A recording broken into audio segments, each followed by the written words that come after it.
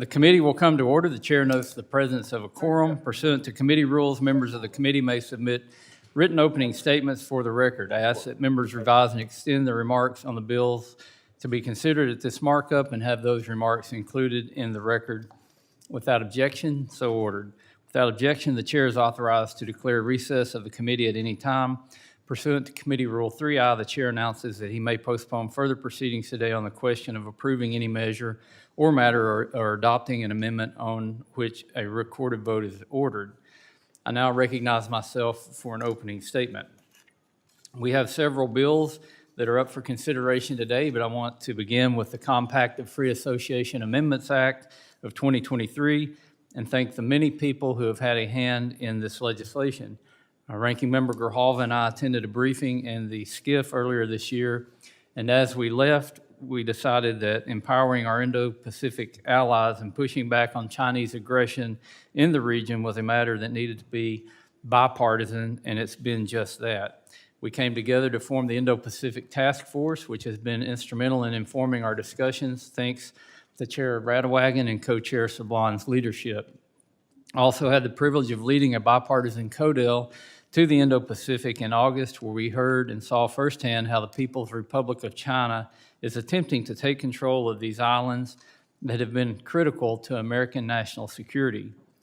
The Freely Associated States, or FAS, are comprised of the Republic of Palau, the Republic of the Marshall Islands, and the Federated States of Micronesia. These three island nations occupy an ocean area roughly the size of the continental United States and are made up of thousands of small islands and atolls. On the CODEL, we learned firsthand that the citizens of Palau, FSM, and RMI have a long and proud history of service in all branches of the U.S. Armed Forces, often at high enlistment rates or even higher enlistment rates per capita than many U.S. states. We are grateful for their current and future service to our nation. Our relationship with the FAS is unique in that the United States has full authority and responsibility for defense matters in or relating to the FAS. Under the COFAs, the U.S. is granted sole and unfettered military access to the FAS lands, waters, and airspace. In return, the COFAs provide economic assistance to these three island nations. H.J. Res. 96 would approve recently negotiated and updated COFAs with the FSM, Palau, and the RMI, and extend the agreements until FY 2043. Maintaining a strong U.S. presence in the FAS is vital to resisting the PRC's expansion. The U.S. has critical military and economic interests throughout the Indo-Pacific region, including the U.S. Army garrison installation and the missile defense site at Kwajalein in the Marshall Islands, and the tactical multiple mission over-the-horizon radar in Palau. We were fortunate to spend time on Kwajalein while on our CODEL. It gave us all perspective on the critical infrastructure on the island and reinforced the vital nature of the FAS's strategic location. Finalizing the COFAs has been an ongoing effort for months, and our work is still not complete. The legislation incurs an increased cost, and we will continue to work with the Speaker's Office, the Senate, and the White House to reach an agreement on an appropriate offset for this funding. The PRC is trying to seize an opportunity to oust the U.S. from this region and take control. In this committee, we stand united, and we will not let that happen. We have a rich history of partnership with our allies in the Indo-Pacific based on our shared values of freedom and democracy. I look forward to our friendship continuing for generations to come. In addition to the Compact of Free Association Amendments Act, we have several other bills up for consideration today, including H.R. 1121, the Protecting American Energy Production Act. The world has an ever-increasing need for energy, and American-made resources are the best possible solution. This legislation will prohibit any president from declaring a moratorium on hydraulic fracturing without prior congressional approval. The bill also expresses a sense of Congress that the states should continue to regulate hydraulic fracturing. H.R. 6008, sponsored by Mr. Graves, inserts common sense into offshore energy production by codifying the 2020 Programmatic Biological Opinion for the Oil and Gas Program. This will ensure the National Marine Fisheries Service issues a final rule designating critical habitat for the rice well as revise and finalize a currently proposed rule before reinitiating consultation on a new programmatic biological opinion. In short, this will prevent burdensome regulations and slow-moving bureaucracy from impeding critical energy production in the Gulf of Mexico. Finally, H.R. 4385, sponsored by Mr. Neguse, will extend authorities for the Bureau of Reclamation to assist with drought planning and mitigation. This includes constructing temporary water infrastructure, purchasing water from willing sellers, and participating in state water banks. All of these are essential operations in the American West, where water is often in short supply and long-term preparation is key. With that, we have a lot of work today to do today. I yield back my time and recognize Ranking Member Grijalva for any opening statement he may have. Thank you very much, Mr. Chairman. With another potentially Republican self-inflicted government shutdown crisis that is looming and barely less than a week away, and in our efforts to avert it, I'm once again dismayed and concerned to see that the majority is focused not on those urgencies before us and others that Congress has, but on blatant handouts to the fossil fuel industry. It's polluters over people once again. This time, the sidelining of science-based decision-making would be to endanger public health through toxic fracking pollution and to fast-track the extinction of the critically endangered Rice's whale. And why? So we can pad the wallets of companies already enjoying record performances, and so that we can accelerate the climate crisis. And it's bad policy, and it's not good for the American people. But we will have time to get into that during the debate once we take up those pieces of legislation. For now, I want to highlight that today's agenda includes a chance for bipartisan cooperation and agreement. In particular, I want to thank the chairman for scheduling the Compacts of Free Association Amendments Act for markup today. The legislation has a chance of being historic and a bipartisan achievement. The renewal of these compacts of free association, or COFAs, as they are commonly known, are critical to our national security and to our national security interests in the Pacific, especially in light of efforts by the government of the People's Republic of China to strengthen its influence in the region by undermining decades-long relationship with the people of the Republics of Palau and the Marshall Islands and the Federated States of Micronesia. Passing the agreements is also vitally important to the economies and finances of our friends in the free associated states. In exchange for this support, our longtime allies allow us unfettered and unmatched access to their land, air, and seas for strategic military purposes, which also comes with the right for the United States to deny access to these spaces to other countries, including our international adversaries.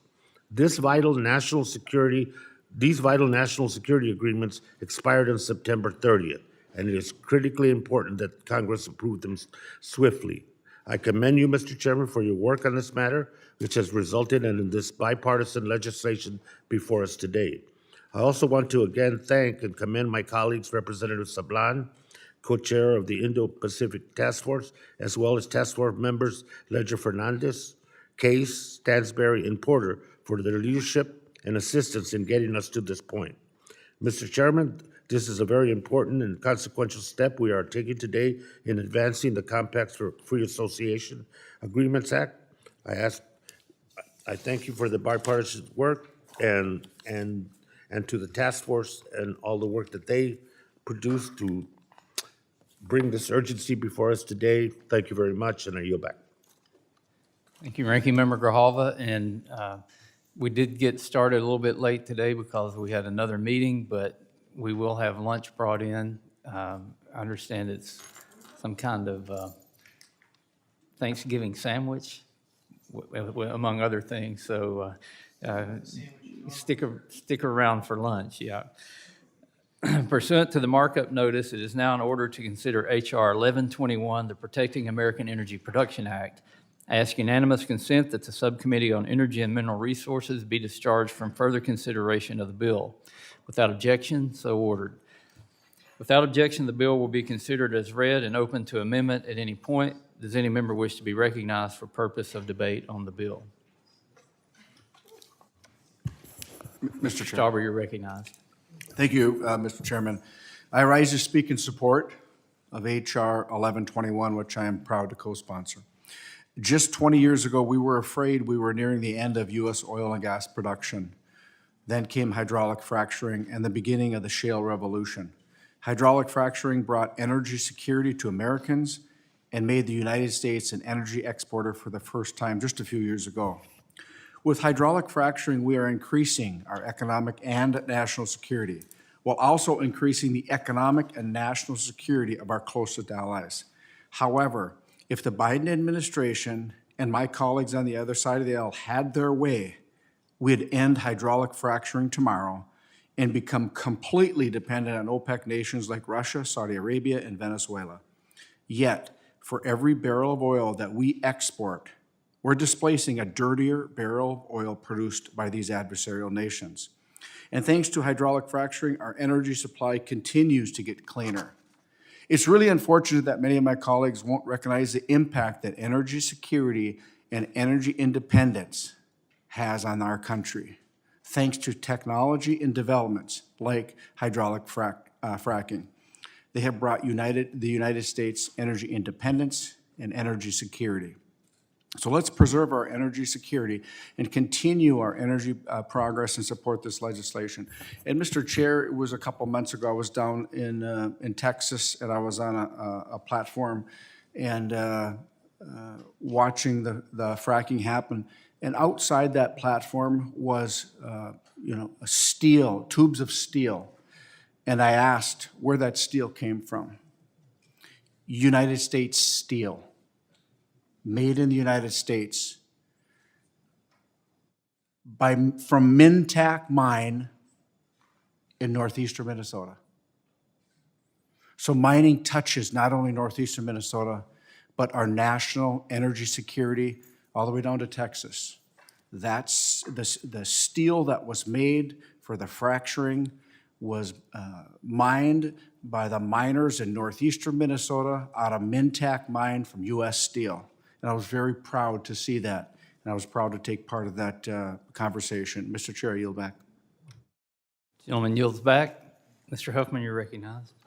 Thank you, Mr. Chairman. I do not celebrate the planet-killing monster we have created with fracked gas and all of the fossil gas that we are extracting and liquefying and exporting around the world, more than any other nation in the world by far. The notion that this is somehow safe and clean, possibly even a climate solution, is farcical if you actually look at the science, and that's becoming more clear every day. So I oppose this bill, which would limit the president's ability to govern fossil fuel extraction on our public lands at the very time that our planet is in crisis and scientists are flashing red alerts. We are running out of time to end this deadly addiction to fossil fuels and preserve a livable planet for our children. If you are a Kurt Vonnegut fan, you might appreciate the analogy that this bill and all of this other fossil fuel boosterism we hear from our friends across the aisle in this committee is like having a wonderful clam bake at the end of the world. So look, debating the pros and cons of fracking really misses the bigger point. All fossil fuel extraction is dangerous. All of it worsens the climate crisis. And the most dangerous lie in this entire climate debate is what we hear over and over in this committee, the idea that natural gas is somehow safe, clean, or even a climate solution. My colleagues say it all the time. They claim that fracking more and more American gas and shipping it overseas is actually the answer to the climate crisis because natural gas creates marginally less climate pollution than coal when it is burned.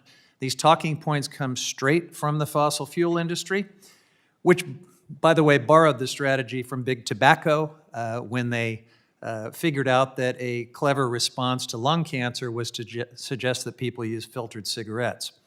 And so we have created a climate monster.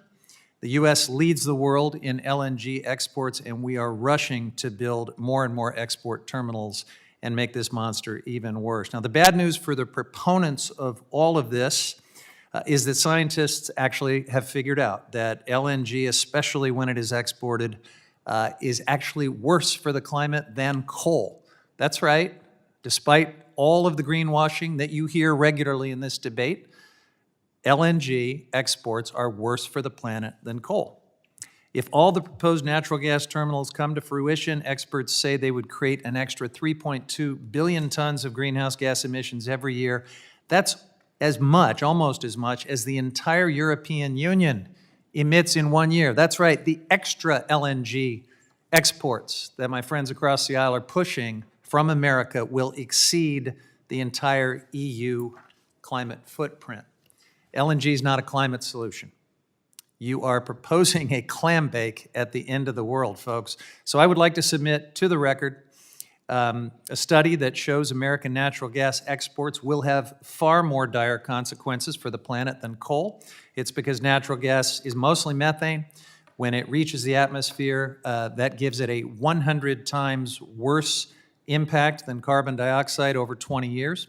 Scientists have also examined the emissions from the whole life cycle of liquefied natural gas, from extraction and through fracking to the liquefaction and shipping to final combustion. And when you add it all up, it is a bad story for the planet. The preliminary findings show that methane leakage along the life cycle makes fracking and shipping natural gas 24 times worse for the climate than mining and burning the same amount of coal. Now, this is just one study in this mountain of evidence that proves how oil and gas extraction leaks far more methane than governments have estimated or that the industry has told us about. It's time to stop fiddling and clam baking while the planet burns. We have to end this deadly addiction to fossil fuel, and to do that, the president needs all the tools at his disposal to regulate fossil fuel production on public lands and waters. That's why I urge my colleagues to oppose this legislation, and I yield back. Without objection, so ordered. Mr. Lamborn, you're recognized. Thank you, Mr. Chairman. It sounds like my friend and colleague from California now supports coal over natural gas. What is at stake when we talk about affordable energy production? Energy is what keeps food in our homes and in the grocery stores, and what keeps hospitals running around the clock. It's what keeps industry and communications operating. Energy is what pumps water from the treatment plant to our homes and what ships food across the planet all year round. Without reliable, affordable energy, these technologies go away. When the cost of energy goes up, the cost of these services go up. If you claim to care about the needs and concerns of everyday Americans, you will support affordable energy. Natural gas and fossil fuels are the only industries that are reliable and affordable enough to maintain our current standard of living. There is not one single industry that comes close. Solar and wind only provide 20% of national energy generation, and electricity is only 38% of our total energy consumption. Our world today cannot survive without fossil fuels. In 2000, 86% of our energy came from fossil fuels. Despite decades of anti-fossil fuel agitating, that number has only dropped to 84% today. In fact, the Energy Information Administration, EIA, predicts a 50% increase in global energy consumption by 2050, with petroleum and other liquid fuels remaining the largest energy source. They expect consumption of the largest crude oil products, being gasoline, distillate fuel oil, and jet fuel, to increase by 7% through 2050. Globally, the EIA projects liquid fuel consumption to rise by 36% through 2050. So when it comes to energy affordability and the cost of living, the stakes are high. We cannot allow the cost of modern life to be placed in jeopardy by rigid ideology and, as this bill zeroes in on, presidential ambitions to end fossil fuels. Our president has already harmed Americans economically enough with rampant inflation and runaway spending. And an increase in energy prices would be the straw that breaks the camel's back. So I strongly urge support of H.R. 1121, and I yield back. Gentleman yields back. Is there further discussion? Mr. Chairman? Mr. Grijalva, you're recognized. Thank you, Mr. Chairman, and my colleague, Mr. Huffman, I think distinctly pointed out, I think the position of the Democrats on this committee regarding this HR 1121, the so-called Protecting American Energy Production Act. Over and over again, in this committee, we see Republican proposed bills that put polluters over people. No surprise, this bill is not an exception. This dangerous legislation keeps the polluter winds going and accelerates them by stripping away a tool to protect Americans from the dangers of fracking. Fracking involves blasting a cocktail of toxic chemicals deep underground to extract fossil fuels. Simple as that, right? The technique is used both onshore and offshore for both oil and gas. This pervasive activity has clear negative impacts on public health and safety. Fracking chemicals end up in our soil, our groundwater as well. Fracking is known to contaminate air and drinking water. Children living near fracking sites have lower birth weights and higher rates of cancer. Some of my colleagues across the aisle argue that oil and gas extraction in the United States is, quote, clean. Thousands of children and their families living near fracking sites would like a little more confidence than that. They deserve science-based decisions, not political assurances. And we cannot ignore the growing body of science warning us of the dangers of fracking. Representative Duncan's legislation would stop the president from banning or even pausing fracking on public lands and in federal waters, even if it poses a clear and known risk to drinking water and the general public health. Oh, I will once again remind everyone, big oil doesn't need any more favors right now.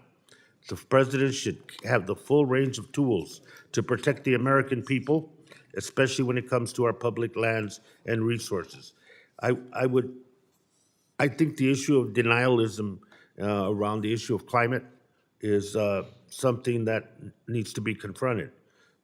This piece of legislation doubles down on denying the fact that the transition on the critical issue of the climate crisis in our country and in the world, that we need to take action, that we have to keep moving forward.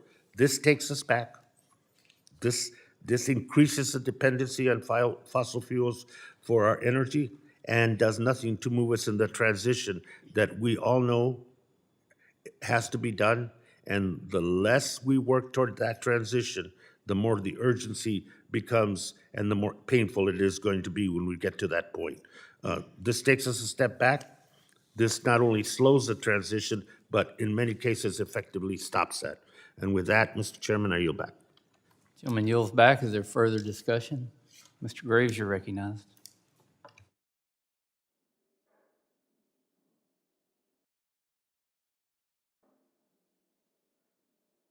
Thank you, Mr. Chairman. Mr. Chairman, first of all, I want to thank Congressman Duncan for this legislation. As we provided data and input for the record of the hearing at our, markup that we had last week, we have repeatedly found that policies that are being carried out by my friends on the other side are the very policies that are resulting in oil and gas companies to achieve record profits. But it's not just about that, Mr. Chairman. EIA has projected that oil and gas demand, both in the United States and globally, is actually going to increase. This is the Biden administration's EIA. It's going to increase, and so we have a choice where we can either domestically source energy or we can get it from other countries. Now, this administration's policies apparently have a preference for other countries. For example, Mr. Chairman, Venezuela has profited to the tune of $65 billion in additional funds compared to, let me say that again. Venezuela has profited to the tune of $65 billion in additional profits as a result of this administration's energy policies. If we care about emissions, an analysis that was recently done by ICF found that Venezuelan emissions are actually 4 times worse than energy coming out of the Gulf of Mexico. 4 times worse. Secondly, Iran has benefited to the tune of $60 billion. $60 billion. This is the same country that is out there funding surrogates like the terrorist group Hamas that is attacking our allies in Israel right now. Now my friend from California, and I'm glad you're back, friend. My friend from California cited a study, and I actually read this study because there was an article in the New Yorker weeks ago on this, and I was really intrigued by that. And there are a few things that I think are really important to note. Number one, the study was not peer-reviewed, has not been peer-reviewed by anyone. Number two, this same scientist isn't a scientist. He's a big advocate. He is an anti-fossil fuel advocate. This same person, see if I can find the great energy policies he was proliferating. He is not just anti-fossil fuel. He is also anti-nuclear, anti-carbon capture, anti-hydrogen. He was part of the New York Climate Action Council that advised the state to downsize the natural gas pipeline system and repeal laws that allowed it to connect natural gas connections into homes, and even said that blue hydrogen was a bad solution. So if I remember right, it was that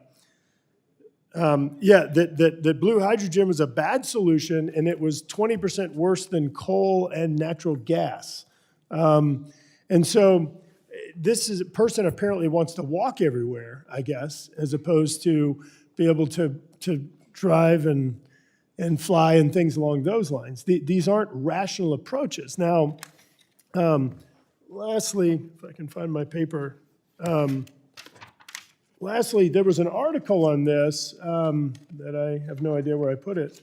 There was an article on this that actually cites studies that I've talked about in this committee repeatedly, and it's studies that have been done by a group that actually has gone through peer review, and that's our National Energy Labs, the DOE labs. And those studies have found contrary outcomes as compared to this non-peer-reviewed study by a clear advocate. And as a matter of fact, in an article that was just today, I think in E&E, that I somehow dropped or something, there was actually a quote in there from the administration countering the findings of the study. And so while I know that my friends across the aisle would never want to do anything contrary to the Biden administration, oh, look, there it is, right there, sorry. So I just want to quote a Biden administration official, which I try not to do a whole lot, but both the 2014 and 2019 analysis that were conducted, concluded that the use of U.S. LNG exports for electricity generation in European and Asian markets will not increase greenhouse gases emissions from a life cycle perspective when compared to regional coal extraction and consumption for electricity generation. So that is the Biden administration's Department of Energy, and I'll note again that study was not peer reviewed. So, Mr. Chairman, I urge adoption of the legislation and yield back. Gentleman yields back. Is there further discussion? Ms. Kamlager-Dove, you're recognized. Thank you, Mr. Chair. I just wanted to comment that I think that walking and biking are viable commuter options, and given this country's obesity rates and health challenges, it's maybe something we should be talking about more. And with that, I'd like to yield my time to Congressman Huffman. I thank the gentlelady, and let me just say a couple things in response to my friend from Louisiana. First,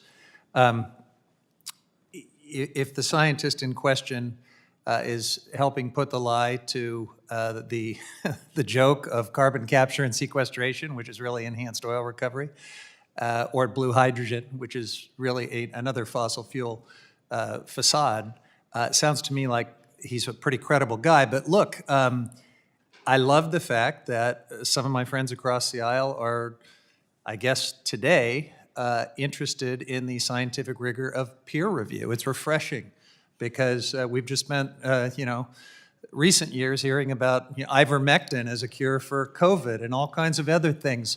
So I'm delighted to have an interest in a rigorous scientific process in peer review. That process is underway for this study, and so I hope that my friend would agree that maybe it's a bad idea to pass a bunch of statutes that codify all these giveaways to the fossil fuel industry and fast track all of this new LNG export infrastructure when we're in the process of peer reviewing a study that is groundbreaking and game-changing. And yes, you're right, Mr. Graves, the Biden administration is working on outdated data as well. They should be watching this very closely, because if the peer review validates this very troubling bombshell study, we need to fundamentally rethink this rush to build even more LNG infrastructure. And with that, I yield back. Gentlelady yields back. Is there further discussion? Mr. Benz, you're recognized. Thank you, Mr. Chair. And I just want to add in that the Russian gas, of course, is 30% dirtier than that which we are now producing. And but for that which we are producing, Europe would have been in enormous difficulty when Russia chose to cut off the supply. But the real issue here is the one that is constantly ignored, which amazes me, or it shouldn't because I've heard it so many times, is the failure to take into account scale. And these remarks about, well, let's just shut off fracking and somehow green energy will pick up the slack ignores the fact that 33% of our total energy is natural gas in the United States. Clean energy, so-called renewable energy, is 13%. So this is a classic case of saying, let's shut off the supply and then see what happens. Now, I'll tell you what will happen. The price goes through the roof, and the people most incapable of bearing these extra costs suffer. And you might have noticed, perhaps, a recent study that shows credit card debt today is greater than it has ever been. And that is because people are continuing to spend as though they were still receiving free money, as was the case a couple of years ago. Unfortunate, isn't it? But when they have to pay for fuel to get to work and they're busy paying higher costs on their credit cards, why would we do something to drive those costs up before we have an alternative? And so I just want to say, Mr. Chair, I of course support this bill, and I would recommend that those who are talking aggressively about doing away with fracking share with all of us how you're going to replace that 33%. Because you're not going to do it overnight. It's not going to effectively take years. And one other thing, it might be worthwhile to revisit the source of the rare earth minerals that are going to be necessary for this so-called clean power. Mr. Chair, it amazes me how blithely people pass over these super important parts of this conversation. I yield back. Gentleman yields back. Is there further discussion? I recognize myself. And as has been mentioned, hydraulic fracking or fracturing has had a transformative impact on the U.S. economy and the oil and gas sector, which has allowed the United States to become the world's leading producer of natural gas and oil, which has had huge economic benefits to our country, and it's also produced oil that is, and gas that has been mentioned, is cleaner than any place else that it's produced. It's a technology that's been around since 1947, but it's when American innovation came up with with horizontal drilling is when fracking really came to the forefront and has created somewhat of a revolution in the fossil fuel industry here in the U.S. This increased production of oil and gas in the U.S. has led to lower energy prices for consumers. It's led to economic growth, and it's led to improved quality of life for Americans. And this is the same country that in the 1970s we thought was running out of oil and gas. Early concerns surrounding groundwater quality were put to rest by a study that was conducted by the Obama administration's Environmental Protection Agency in 2015 that found that fracking has had no, and I quote, widespread systemic impacts on drinking water resources in the United States, end quote. Despite this finding, fracking has been attacked by special interest groups that oppose American energy security. And I think this gets to the heart of the issue. And it's, if you look at fracking in a vacuum, if you look at fossil fuel production in a vacuum and you think carbon is bad for the planet, you would say we should stop fracking, we should stop producing all kinds of fossil fuel energy. But it's ignoring the fact that the world's demand and consumption of energy is continuing to go up at an exponential rate. So the oil and the gas is going to be produced somewhere, and as has been said, it's being filled in by countries like Venezuela, like Iran, like Russia. The countries that I don't think we want to see a lot of economic growth in those countries with the things that they're supporting around the world today. So why not produce it here, produce it cleaner and safer, and create more national security for us and more security for neighbors and friends around the world. It's been attempted to stop hydraulic fracturing several times in the past. In fact, the Obama administration's BLM attempted to regulate fracking, a move that was ultimately struck down by a U.S. District Court.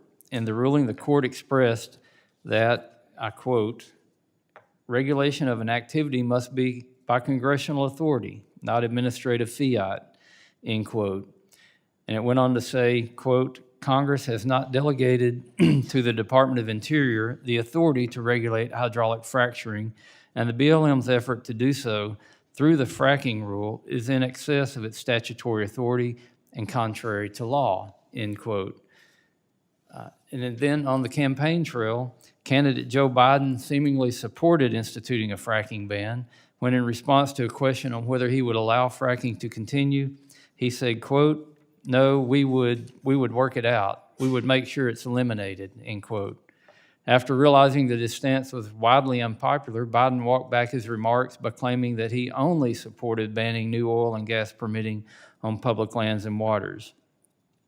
H.R. 1121 would protect against future attacks like these on and support responsible American energy production by reasserting that the United States should maintain primacy for regulating hydraulic fracturing and prohibiting this administration or any future administrations from banning fracking without congressional approval.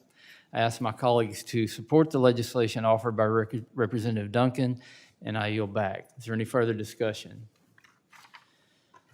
Hearing none, it is now in order to consider amendments to H.R. 1121.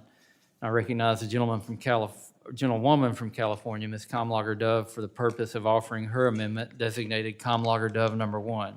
Without objection, the amendment is considered read. Thank you, Mr. Chair. So since we talk about migrants and border crises and bringing guns and grenades to committee, I figured we could also talk a little bit about transportation and housing. This week, all kinds of wackadoo amendments were brought up by Republicans that would hinder the ability to offer affordable transportation and housing. In fact, we were supposed to vote on a transportation, housing, and urban development bill, something my district cares deeply about. Issues like housing affordability and availability, tackling our housing crisis, and easing traffic congestion, like commuter rail and supporting alternative modes of transit, real stuff. And yet no bill on what real people care about was brought to the floor. And yet we have another government shutdown deadline upon us. And what are we doing? We are trying to figure out how to give more money to big oil with manipulative bill titles like Protecting American Energy Production Act. Protecting from whom or what? H.R. 1121 would protect big oil from science, from data, from public health scrutiny, or from the government. Because Lord knows, big oil is a victim and can't protect itself from the truth. So it calls up on a bought and paid for party to do its bidding for it. H.R. 1121 would block the president from pausing or banning fracking or on public lands. This bill is woefully out of touch with what the American people care about. We still don't fully understand how fracking impacts public health and drinking water, but we know it does. And loopholes in the Safe Drinking Water Act and other regulations leave fracking mostly unregulated and with very little oversight. And in fact, the government doesn't even regulate groundwater extraction. What we do know is that wells consume millions of gallons of water, often taking from the same precious and rapidly depleting aquifers we all depend on to drink, farm, and fill our rivers. Oil giants are now drilling for oil and water. We know that children live near fracking wells have increased rates of childhood cancer, severe asthma, and low birth rates. We know that air pollution, water pollution, and soil contamination from fracking are linked to heart defects, respiratory and skin problems, chronic migraines, and most likely longer-term health impacts like cancers and neurodegenerative diseases, whose effects we will see in the years to come. And we know that fracking wells are disproportionately near Black, brown, indigenous communities of color and in poor white communities, in your state and in mine. You know, in Los Angeles, we have a cancer alley along the 710 freeway, and the people are the buffer zones to the emissions and the diesel emissions. In Culver City, in the heart of my district, we're actually actively phasing out fracking because of the public health crisis and studies that have shown the health contaminants as a result. The Inglewood oil fields, the largest urban oil field in the country, has fracking, and it's consumed and polluted water that should be for residents. Fracking has endangered lives, children, child care centers, small businesses, and the list goes on and on. Between 2018 and 2021, during the worst drought in California's history, oil and gas companies in the state consumed over 3 billion gallons of fresh water from municipal sources, water that is meant for drinking water and domestic uses. So my amendment simply adds to the bill that if the Secretary of the Interior finds that fracking poses an imminent threat to public health or water quality, hopefully things we all care about, the public's health and clean drinking water, that this ban on a federal fracking ban cannot take effect. And I urge the adoption of my amendment, and I yield back. The young lady yields back. Is there further discussion on the amendment? I recognize myself. Mr. Graves, were you seeking to speak on this amendment?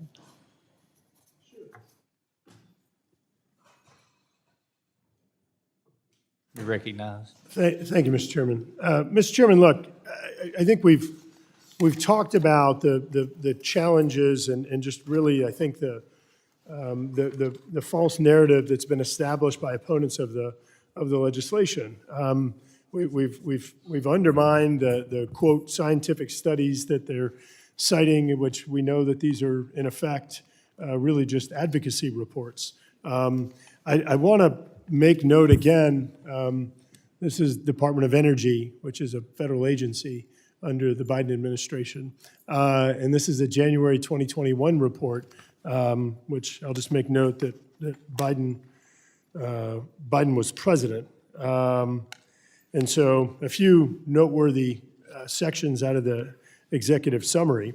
A hydraulic fracturing ban would reverse the United States oil and gas production growth and return the country to a net importer of oil and natural gas by 2025.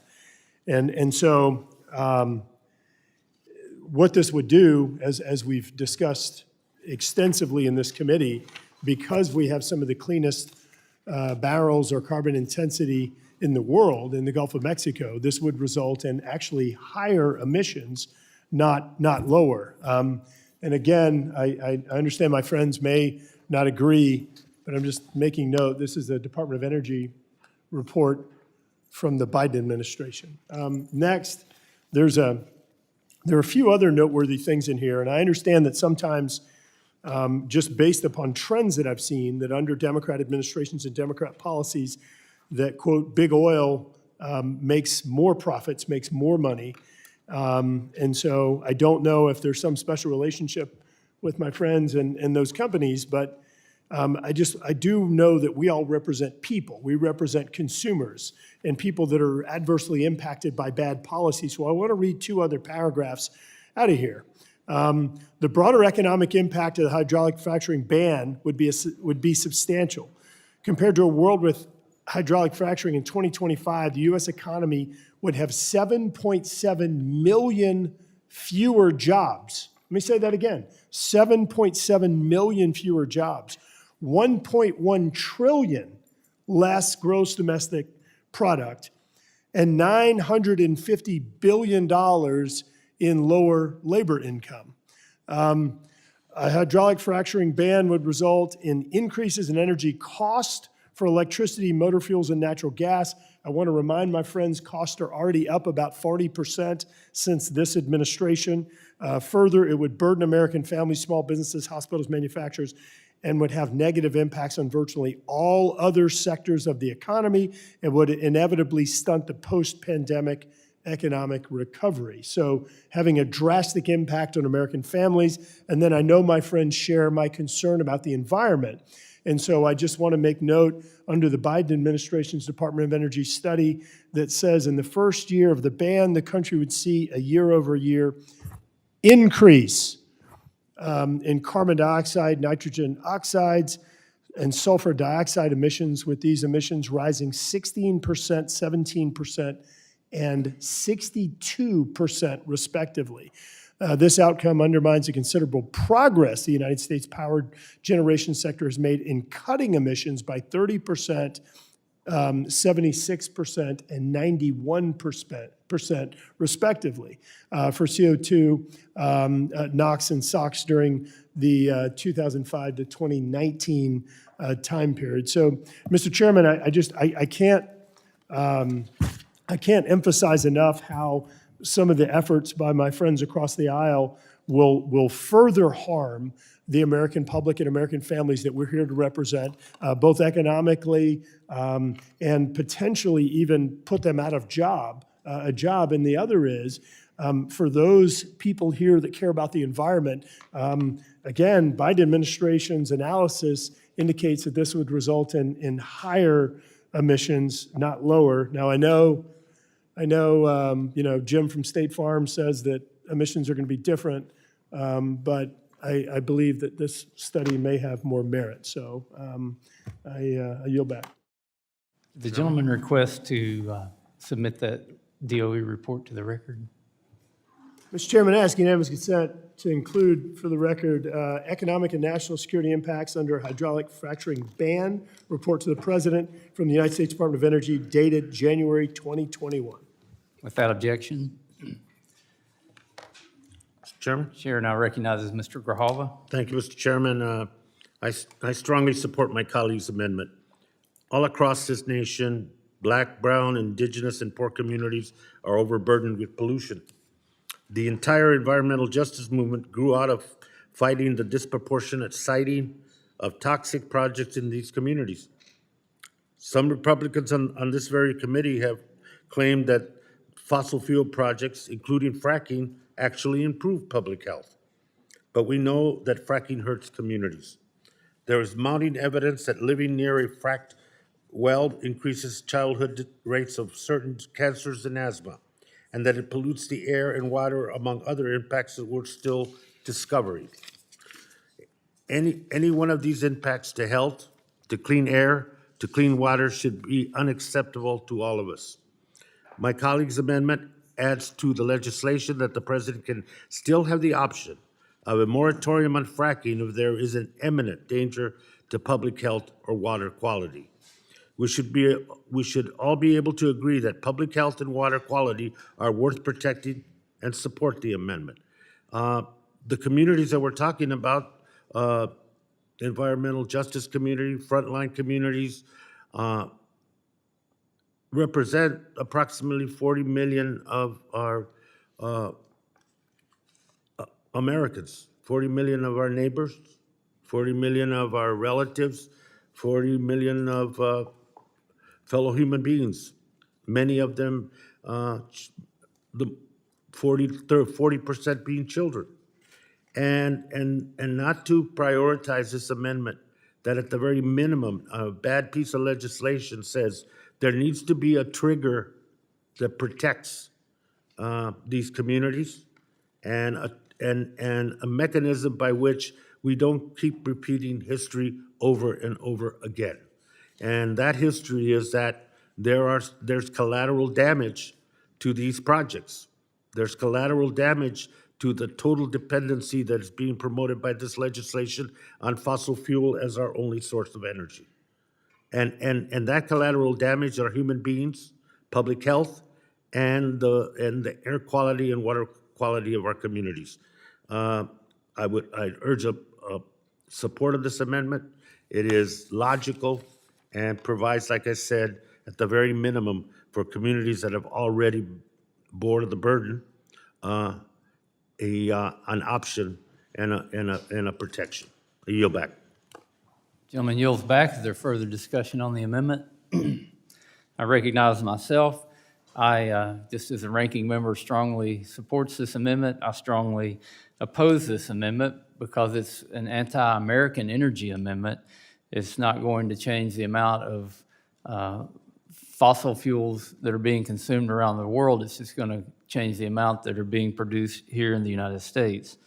And as has already been mentioned, the Obama administration found that there were no harm done to drinking water from hydraulic fracturing. It's interesting that this amendment's being offered in this Congress when my friends across the aisle had a majority in the House, the Senate, and the White House in the last Congress, and could have given the administration this authority to regulate hydraulic fracturing, but they chose not to. I think they chose not to because they know President Biden is on the record saying that he is opposed to limiting hydraulic fracturing, which is a good thing. This amendment would, again, just open the door for anybody in any administration to make rules that they currently can't make, as has been held up by the courts, and it would further cause us to produce less energy here in America, make the world more reliant on foreign sources of energy. So I oppose this amendment. I urge my colleagues to oppose it as well. I yield back. Is there any further discussion on the amendment? Mr. Levin, you're recognized. Thank you, Mr. Chairman. I would love to be wrong about this, but with regard to the DOE study that Mr. Graves submitted to the record, my understanding, based on what I just learned about it, is it was actually directed by the Trump administration. It was submitted at the end of October 2020 by Energy Secretary Dan Broilette. It was then published on January 14th, 2021, a week before President Biden was inaugurated. I'd be happy to yield time to my friend Mr. Graves if that's incorrect, but I think it's important that we set the record straight, and I'll yield back. The gentleman yields back. Is there further discussion on the amendment? If there is no further discussion on the amendment, the question is on the amendment offered by the gentlewoman from California, Ms. Kamlager Dove, designated Kamlager Dove number 1. All those in favor signify by saying aye. Aye. Those opposed, no. In the opinion of the chair, the noes have it, and the amendment is not adopted. A recorded vote has been requested. Further proceedings on the amendment designated Kamlager Dove will be postponed. I now recognize the gentleman from California, Mr. Levin, for the purpose of offering his amendment designated 1150. Without objection, the amendment is considered read. Thank my friend, the chairman. Let me just lay out why I think this bill is problematic, but also to follow up on what my colleague, Ms. Kamlager Dove, said. I want to acknowledge that we're just days from a looming government shutdown, and I wish we were trying to productively work together to pass legislation that actually meets the needs of the American people, but it seems as though my friends across the aisle are spending their time advancing hyper-partisan bills that they can't even agree to in some instances between them, that slash funding for vital climate and conservation programs while embracing a fossil fuel wish list. And before us today is a bill that would unduly limit the president's ability to respond to public health, environmental, and climate risks. Of course, it's championed by big oil as well, would prohibit the president from banning fracking, despite the many risks that fracking poses to the environment and public health. Let me be clear about something. This bill is not the way to ensure our energy security, as some have claimed. If we truly want energy security, we ought to be advancing policies that accelerate our transition to clean energy, not ones that deepen our reliance on the whims of the global oil and gas market. We should strive for clean energy independence. We should strive for clean energy security. But this bill is an extreme, overly broad solution in search of a problem. The president ought to have access to a full range of tools to reduce harmful emissions, to protect our environment, and to safeguard our health. I'm particularly concerned because as some try to limit the president's discretion to manage our public lands in a safe and environmentally sound manner, they're also blocking regulations that would ensure that if fracking is done, at the very least, it's done in a way that reduces environmental and health risks. That's why I'm proposing an amendment that would prevent H.R. 1121 from going into effect until BLM has issued regulations around fracking that include baseline water testing and public disclosure of the chemicals that companies use in their fracking operations.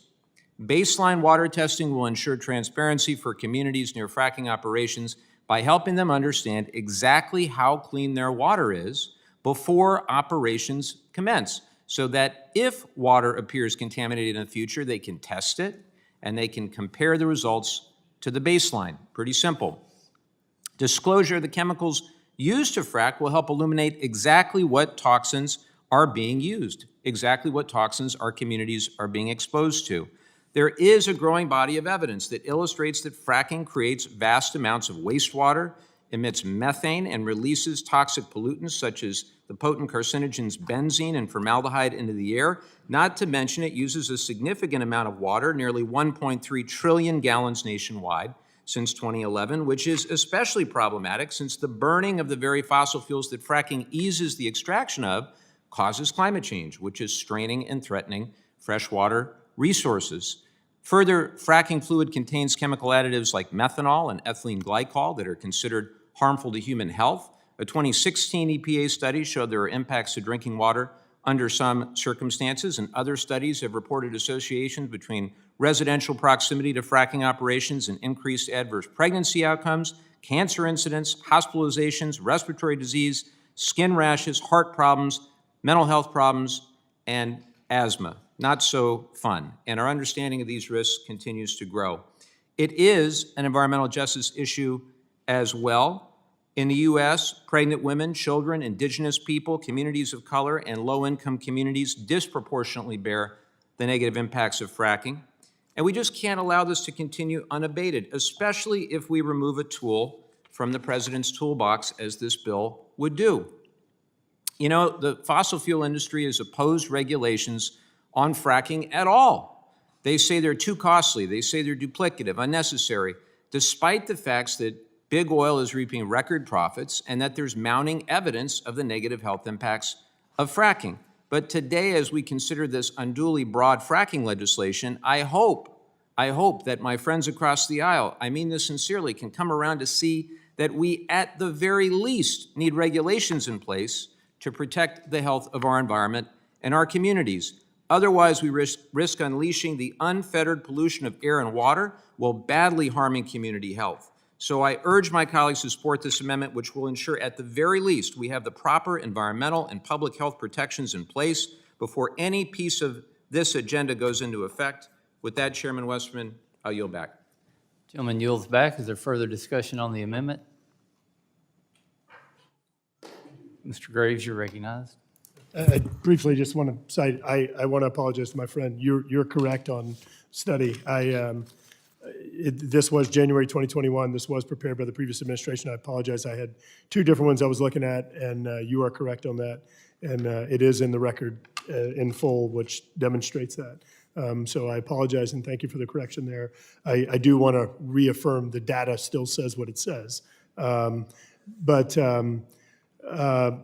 also that there were nettle analysis that were done under both administrations that have found that greenhouse gas emissions are lower. In regard to my friend's amendment, I just want to make note that while at face value it may seem like, oh, all we want to do is make sure that all of this information is out there. But as my friend is well aware, there are a number of permitting and regulatory steps that anyone must go through in order to do this, where this information and environmental considerations are all made publicly available, disclosed, and discussed. And so I do just want to make note that this isn't some scenario where all of this process or procedures are necessarily hidden or there's no environmental review for those.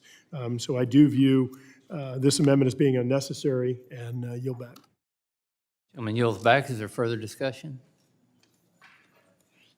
I recognize myself, and although I appreciate the genuineness of my friend from California and his sincerity in this amendment. I don't strongly oppose him, but I strongly oppose the policy in his amendment. And I give him an A for creativity. This amendment would prevent the bill from going into effect until the BLM issues hydraulic fracturing regulations. A bill that says the BLM cannot issue hydraulic fracturing regulations, his amendment would say it can't go into effect until the BLM issues hydraulic fracturing regulations.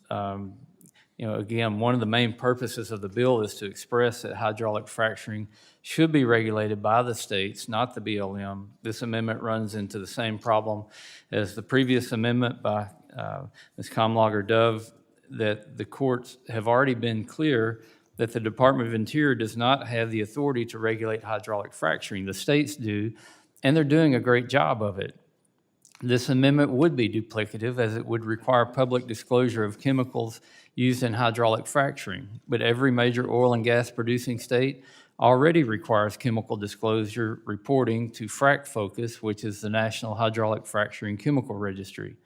This amendment would also give the BLM new authority to test and report on groundwater, something that is also within the jurisdiction of the states. Adding new regulations and duplicative reporting for hydraulic fracturing will, without a doubt, slow down domestic energy production and increase our prices at the pump. It'll increase the prices that we pay to heat and cool our homes. It'll increase our allies' production of energy, and it will increase our reliance, or it'll increase our allies' reliance on energy coming from countries like Russia, Saudi Arabia, Venezuela, and Iran, who, if you want to talk about big oil, go look at the big oil in those countries that have set record profits because of the energy policies that we have put in place here in the United States, restricting domestic production while promoting foreign production. This amendment is unnecessary. It undermines the whole intent of the bill, and I urge my colleagues to join me in opposition to it. Is there further discussion on the amendment? Ms. Comlager-Dove, you're recognized. Thank you, Mr. Chair. So I wasn't here last Congress in order to support or try to author any bills on fracking. And I certainly try to listen more than I talk, particularly to those in my district and across the state. And the issue of fracking is incredibly important and personal to my district. There are frontline communities everywhere because there are oil wells all over the state. And in South LA, 2 million people live within 2,500 feet of active oil wells, and they suffer from chronic coughs, skin rashes, cancer diagnoses. This is around the city of Wilmington, which is predominantly Latino and has some of the highest rates of asthma and cancer in the state. Wilmington is surrounded by 6 oil refineries and freeways and ports. It is a frontline community that feels like it is disposable because we have not talked about and regulated fracking, banned it in a way that says we care about these communities. In my district, more than 500,000 people live within a quarter mile of active wells. Benzene, hydrogen sulfide, particulate matter, formaldehyde are in the air. Constituents are suffering disproportionately from preterm births, asthma, respiratory disease, and cancer. And this is not about people making lifestyle choices. This is about folks living someplace close to active wells and feeling like their government says this oil well is more important than your public health. And at some point, I would just wish we could all say, public health is important, more important than drilling for oil, more important than someone's profit, more important than an oil company producing a study that says, let me continue to drill. That is why I support the amendment from my colleague from California and urge us to put a lot of this other stuff aside and talk about the fact that emissions, pollution, fracking, groundwater extraction that's unregulated is killing people. People that I care about, people that I want to see live, people that I want to see not have to end up in urgent care or hospitals or the morgue because we've said we don't care about you. With that, I yield back. Young lady yields back. Is there further discussion on the amendment? If there's no further discussion on the amendment, the question is on the amendment offered by the gentleman from California, Mr. Levin, designated 1150. All those in favor signify by saying aye. Those opposed say no. In the opinion of the chair, the noes have it, and the amendment is not adopted. A recorded vote has been requested. Further proceedings on the amendment designated 1150 will be postponed.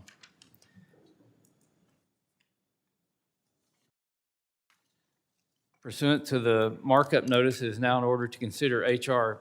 6008, the Rice as Well Act.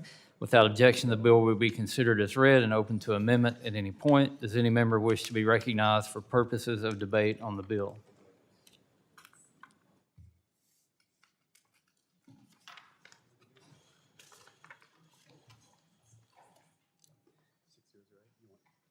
Mr. Graves, you're recognized. Thank you, Mr. Chairman. Mr. Chairman, we had a hearing on this bill recently, and I think everyone is familiar with this issue. Rice's whale is a newly discovered species of whale in the Gulf of Mexico. The habitat is deemed to effectively be in the eastern Gulf area, yet the Department of Interior, working together with National Marine Fisheries Service, has designated 11 million acres as being effectively restricted areas of the Gulf of Mexico. This includes everywhere from Florida to Texas, despite the fact that you have not seen or found the species along that entire ribbon across the Gulf of Mexico. A little while ago, my friends were talking about the importance of peer review, and I also believe that public participation is important.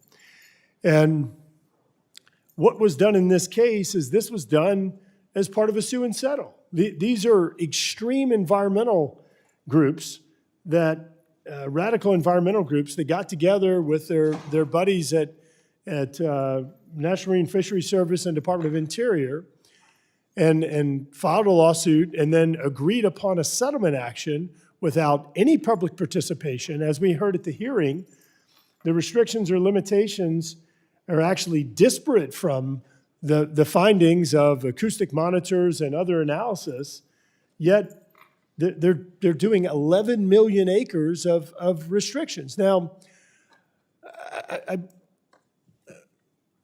on the one hand, the administration rejected a subsequent petition that was going to put restrictions on recreational boaters and on industrial traffic for ports and things like that, which Mr. Chairman, on the one hand, I actually appreciate the fact that they didn't take that petition or agree to it and put those additional restrictions on boaters. But on the other hand, I will tell you, I'm struggling with how is it that 11 million acres can only be adversely impacted from boats that are associated with oil and gas production, but not impacted by other boat traffic. That really is a head scratcher, and it makes me come to the conclusion that I sort of had assumed to begin with, is that this doesn't have anything to do with the whale. This has to do with another tool in the tool chest to actually stop energy production in the Gulf of Mexico, just like my friends were trying to do a little while ago, stopping domestic energy production. I want to make note, the gentlelady's last comments about energy production and all these people living within proximity of energy production. As I recall, because I actually went out and visited some of this energy production with Congressman Lowenthal, I believe this energy production is actually state regulated and on private lands, the energy production she was talking about. So I'm not exactly sure how some of the efforts they were pushing in the amendment or on underlying bill changes they were doing would have any impact on what she was discussing. Maybe I misunderstood that, but I was confused by that. It just all goes back, Mr. Chairman, to the fact that what we're seeing from the other side are continued policies to drive up energy cost, to drive up emissions, and to become more dependent upon foreign energy sources. Those are three things that I do not support, and I think my friends on this side do not support. That's why not allowing this administration to continue moving forward with their restrictions on millions of acres of the Gulf of Mexico is the right thing to do. This legislation provides for public input. It provides for stakeholder engagement and other appropriate protections while ensuring that we continue to produce clean American energy and reminding my friends that according to analysis, some of the lowest carbon-intense barrels and cubic feet of energy in the world. So urge adoption and yield back. Gentleman yields back. The gentlelady from Michigan, Ms. Dingle, is recognized. Thank you, Mr. Chairman. And with the utmost respect for my colleague, I have to tell you that I'm really worried about iconic species that continue to face threats to their very existence. And I am particularly alarmed by what is happening to the Gulf of Mexico's rice as well. As you know, the National Oceanic and Atmospheric Administration fishery study says there are about 50 individual rice wells left in the Gulf. And quite frankly, this bill would put this American well on a collision course with extinction. I don't want to see that well go to extinction. I don't want to be dependent on foreign oil. My goal is to have total self-reliance someday in this country by a lot of sources of energy, the wind, the solar, and looking at other hydrogen and other sources. But this bill prevents the National Marine Fisheries Service or the Bureau of Ocean Energy Management from taking any precautionary measures for oil and gas activities in the Gulf to protect this critically endangered whale. I mean, Rice's whale, there's about 50. The whale is teetering on the edge of extinction, and oil and gas activities in the Gulf of Mexico play, unfortunately, an outsized role in the threats to the species. But this bill holds back any action by tangling up the science for years. Beyond interfering with ongoing scientific research, rulemakings, and litigation, this bill is a blatant handout to the oil and gas industry, putting them in the driver's seat for critical habitat designation and biological opinions. NOAA has been clear it intends to finish up the critical habitat designation and biological opinion ahead of the 2025 lease sale. But this bill would delay those steps. You say you want to hurry it up, this bill would delay it while blocking any preventative actions. Preventing federal agencies from protecting the Rice's whale using the best available science we have right now will fast-track this already fragile species into extinction. The Rice's whale is indigenous to American-controlled waters. It's our responsibility to save this species from extinction, ensure the habitat is preserved to bring the population of the rice whale back to a healthy level.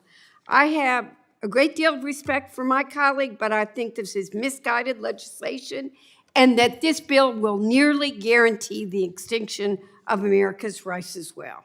Thank you, Mr. Chairman, and I yield back. Gentlelady yields back. Mr. Stauber, you're recognized. Thank you, Mr. Chair. I yield my time to Representative Graves. Thank you, Mr. Stauber. Gentlelady from Michigan, I appreciate your comments. And I want to be clear, I want to save the whales too. Here's the problem. So this right here this is a NOAA graphic that shows where habitat for this species is. And at the hearing we had, there are even acoustic monitors or sensors that are dispersed across the Gulf, okay? So this is where they've deemed the habitat, yet the restriction, and as you note, that's largely off the coast of Florida, sort of Tampa, and a little bit over toward Mobile, not Mississippi, not Louisiana, not Texas. which is consistent with the acoustic monitors as well. The restrictions that they've put in place go all the way from southern Florida all the way to Texas down to Mexico. It's not compatible with their own data, as we discovered at the hearing. We've got to split this. Do you want to protect whales? Yes, I want to protect the whales too. I want to protect them where they are, not protect them where they aren't. That also has the cascading effect of stopping energy production, of preventing us from producing energy domestically that's the cleanest sources and makes us more dependent upon dirtier, foreign, more volatile sources of energy. So just say it again, we share the objective of protecting real whale habitat, but I've got a problem with protecting fake whale habitat when this is really just being used for the sole purpose of trying to stop energy. Look at this narrow ribbon. That's intentional. It's intentional to stop energy production. It doesn't have a damn thing to do with whales. And so all we're trying to do is make sure that we follow science and truly provide protections where whale habitat truly exists. Yield back to my friend from Minnesota. Thank you. I support this legislation. Representative Graves, you mentioned that there are restrictions for oil and gas boats, but not wind boats, and you asked for the difference. And I'll open this up. What is the difference? Why restrict one vessel over another? Mr. Stauber, look, I'll go back and say what I said before. This isn't about whales. This whole thing is intended to stop energy production. Why would you be going over into the Western Gulf where you don't have habitat and you don't have data that's consistent from acoustic monitors and others? I mean, like I brought up at the hearing, like, are these whales teleporting? Is that what's happening? I thought that was fictional on Star Trek, but maybe I'm wrong. So I think that, look, this is all political. And Mr. Stauber, I'll say it again. I have a desire to protect the real habitat of this species. So, yield back. Thank you very much. Mr. Chair, I yield back. Gentleman yields back. The chair recognizes Ms. Ledger. I would urge caution to the congressmen and those who support that when considering the extinction of these whales, maybe you should take a page from Moby Dick, you know? It didn't turn out that well for Ahab. And with that, I yield back. Gentlelady yields back. Take a moment to remind members that there is lunch back in the committee office if you so choose to go back and grab a sandwich. Any further discussion on the bill? Mr. Grijalva? No, go ahead. Yep. Mr. Huffman, you're recognized. I thank the chairman.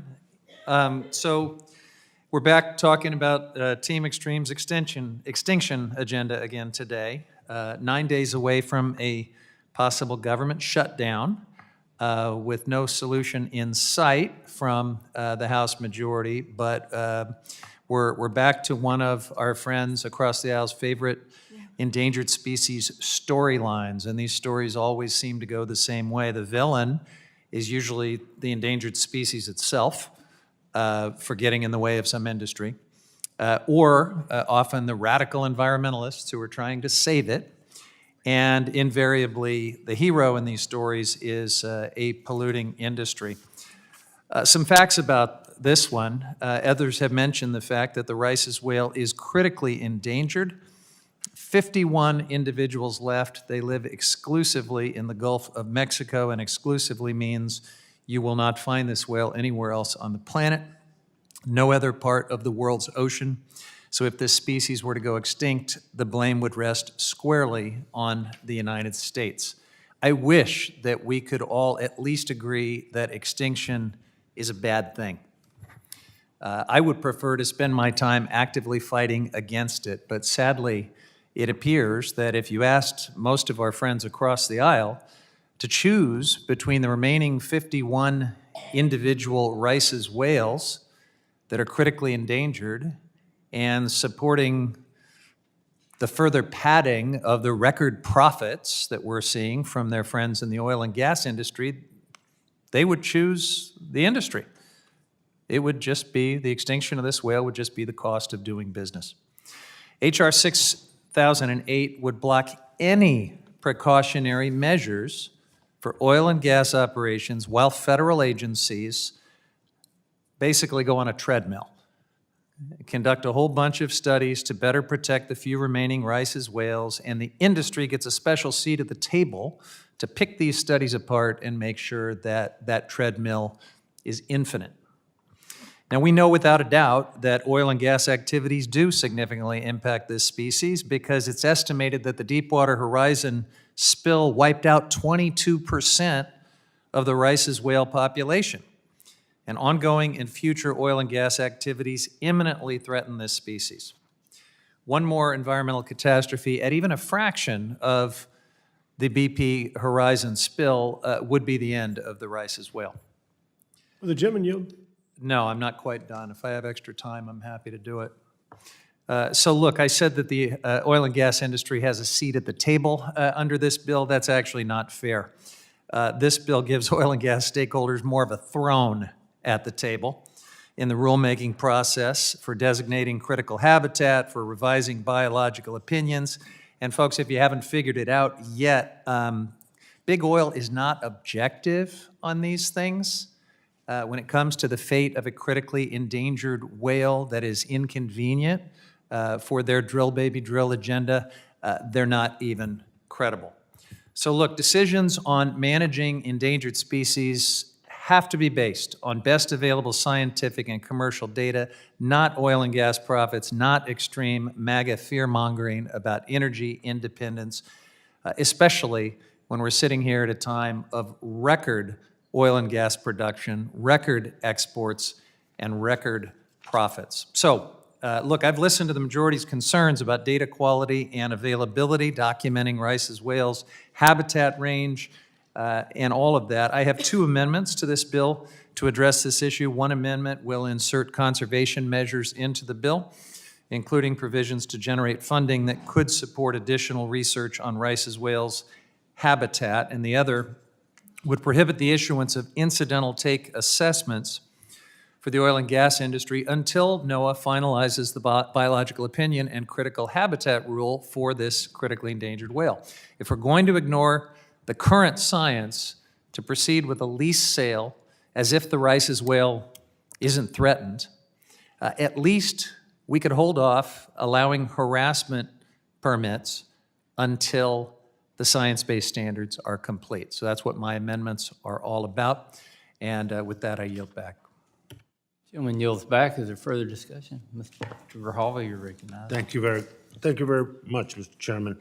You know, we're in the midst of the two most significant and compounding environmental crises of our time: climate change and mass extinction. Both crises are already dramatically impacting our health, our safety, our economy, and our well-being.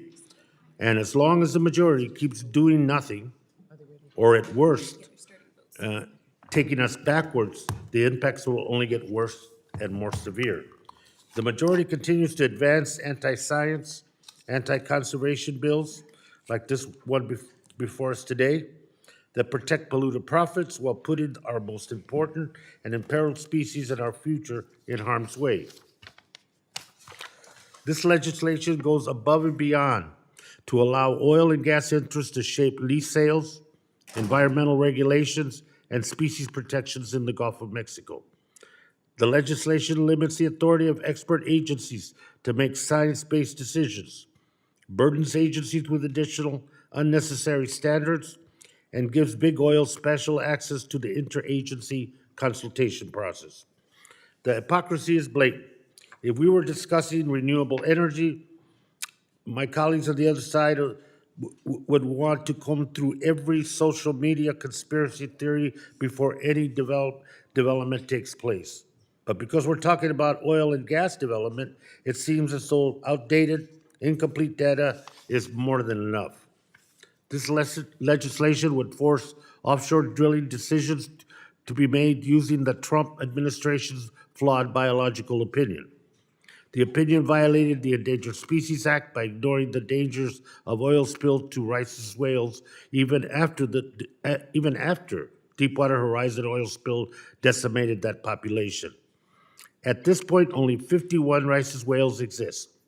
Their entire known range is within U.S. waters, and they have been seen or recorded in western and central Gulf of Mexico. As we heard in our subcommittee hearing last month, we don't have any more time to waste on saving this species. Republicans already passed their love letter to fossil fuel companies with H.R. 1, the Polluters Over People Act. But this bill is sending some extra love to big oil to make sure that they knew that their agenda is still here and that the GOP is thinking of them. H.R. 6008 is an extreme, anti-science, anti-conservation, and totally pro-oil and gas bill that all but sentences the Rice's whales to extinction. I oppose the bill, and I yield back. Gentleman yields back. Is there further discussion? Mr. Bench, you're recognized. Thank you, Mr. Chair. I yield my time to Mr. Graves. Thank you, Mr. Benz. Mr. Ranking Member, I just want to ask a quick question. You made mention that Deepwater Horizon resulted in the decimation of the population. I wanted to ask a quick question about the designation of the species. Do you recall which year that was? Mr. Graves, thank you for yielding, but it's your time. Use it on yourself. I'm not prepared to turn to Q&A with you at this point. You have important rebuts to what we've said? Please do. Sure. Just want to make a couple of points, Mr. Chairman. The Rice's whale was a designated species. I believe it was in 2021, whereas Deepwater Horizon was in 2010. And I know that there was analysis on the species. It was believed previously that it was the Brutus whale, I believe is. Thanks. All right, get some head shakes there. That was the species that was previously determined, and so I'm not sure. Well, I was a NERDA trustee. I don't recall that percentage being as high as was noted. Number one. Number two,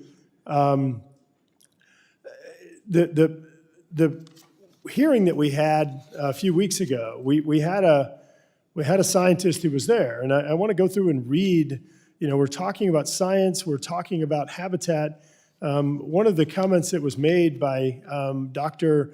Alexandria Lurio on behalf of Energy Geo Alliance, in her testimony, she said, "It's important to understand the history of Rice's whale scientific literature in the Gulf of Mexico in order to properly evaluate the proposed rule. The Rice's whale was first designated new species in 2021. Previously, these animals were considered a Gulf of Mexico subspecies of the Brutus whale. The Rice's whale is considered endangered based on risk to its current habitat related to anthropogenic activity and climate change. There is no evidence to indicate that the population is declining, nor that animals are vulnerable to an acute anthropogenic threat." So let me read that last sentence again. There's no evidence to indicate the population is declining, nor that animals are vulnerable to an acute anthropogenic threat. My friends have sat here and said how this population is being decimated and this is an endangered species, and I'm not going to deny that this is a newly discovered species that we need to protect, but there's no data that indicates that the population is actually declining. Yes, there is some data suggesting that there's 51, but we don't have data showing that the population is actually declining. And I think that's an important distinction that that one of our expert witnesses provided at the hearing recently on October 25th. Yield back to Mr. Benz. Thank you for yielding back. I just want to mention that it always amuses me when I hear the word profit used in a derogatory manner. It amazes me because without profits, of course, nobody would invest anything, and without profits, we wouldn't have the foundation for the very tax credits that the Democrats put into the Inflation Reduction Act. I mean, that's how a tax credit works to offset Would the profit. gentleman yield? No, I I'll won't. correct myself. I should have said windfall profits. Yes, well, you didn't. And every time that you use the term, you've used it solely as profit. And I just want to remind, anybody that hasn't studied economics, that without profits, we wouldn't have our salaries being paid or our retirement plans working. So I yield back to you. Gentleman yields back. Is there further discussion? I recognize myself. I support my colleague, Mr. Graves' common sense bill, which simply just pauses the BOEM and the NOAA actions that are stemming from a stipulated settle agreement between NOAA and serial litigants and requires peer-reviewed scientific analysis with a robust consultation process. The legislation requires that NOAA Fisheries work with the National Academy of Science to conduct a study on rice whale habitat that would be used in designating the species critical habitat. Sounds like a pretty reasonable request to me, and it's not skirting any kind of scientific evaluation. It's not turning the reins of the study over to anybody in an industry. It's simply asking to have a better study done because when we had our hearing, it was noted that as Mr. Graves has pointed out with his maps and his data, that the study was inadequate that NOAA's basing their decisions on. As a function of the oversight of this committee, I think it's appropriate that we ensure that decisions are being made on the good data because bad decisions are made on bad data. We need good data in order to make good decisions to benefit the whale and everyone else involved. I applaud Mr. Graves for his work on this bill. I urge my colleagues to support it, and I yield back. If there's no further discussion on the bill, it's now in order to consider amendments on H.R. 6008. I recognize the gentleman from Louisiana, Mr. Graves, for the purpose of offering his amendment in the nature of a substitute, designated Graves 84 ANS. Without objection, the amendment is considered read and open to amendment at any point. You're recognized. Thank you, Mr. Chairman. Mr. Chairman, we've talked about this bill in pretty explicit detail.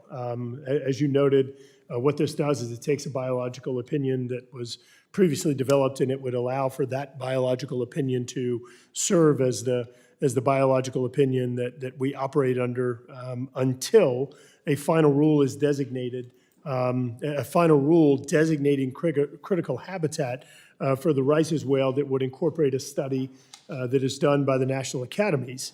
And it revises and finalizes the proposed rule for taking and importing marine mammals, taking marine mammals incidental geophysical surveys in the Gulf of Mexico. This is all about radical environmental groups that have teamed up with bureaucrats at Department of Interior and Department of Commerce. We are simply trying to follow the science. We're trying to bring in more scientific rigor, such as the National Academies, and not allow this behind closed doors sue and settle agreement to be in place. I'll say it 100th time. In regard to protecting real whale habitat, I'm in. And our bill does that. I also want to make note to my friend Congressman America and others, the people that actually represent the Gulf of Mexico would be the bipartisan Gulf of Mexico governors of Texas, Louisiana, Mississippi, and Alabama. Actually did submit a letter on October 5th, opposing what National Marine Fisheries Service was doing in regard to the restrictions. And so I would like to ask unanimous consent that this November 5th letter from the 4 governors, Gulf of Mexico, be included in the record. Again, objection. Bipartisan governors actually representing the people and stakeholders adjacent to this area be included in the record. But again, Mr. Chairman, I don't want to belabor the point. I think we've covered this bill in extensive detail, and I urge adoption and yield back. Gentleman yields back. Is there further discussion on the ANS? Mr. Huffman, you're recognized. I thank the gentleman, and let me just clarify that I do not purport to be Congressman for America, nor am I a congressman that misrepresents studies, pro-oil studies from the Trump administration as Biden administration studies. But I am the ranking Democrat on the Water, Wildlife, and Fisheries Subcommittee. And that's the subcommittee that actually has jurisdiction over critters like the Rice's whale. So my interest in this, my engagement in this, my actual authority and obligation to engage and have opinions and make amendments and participate in the debate is not because I am an overreaching radical environmentalist, although, you know, I'm not necessarily opposed to some of those labels. But it is a matter of civics for my colleague from Louisiana. He should check it out. Yield back. Gentleman yields back. Is there further discussion on the A&S? Recognize myself. I'm in support of the amendment in nature of a substitute offered by Mr. Graves. This A&S makes technical changes to the legislation and updates the definition to better reflect the fact that BOEM is not a party to the 2020 BIOP lawsuit and is unilaterally imposing these restrictions on only oil and gas companies.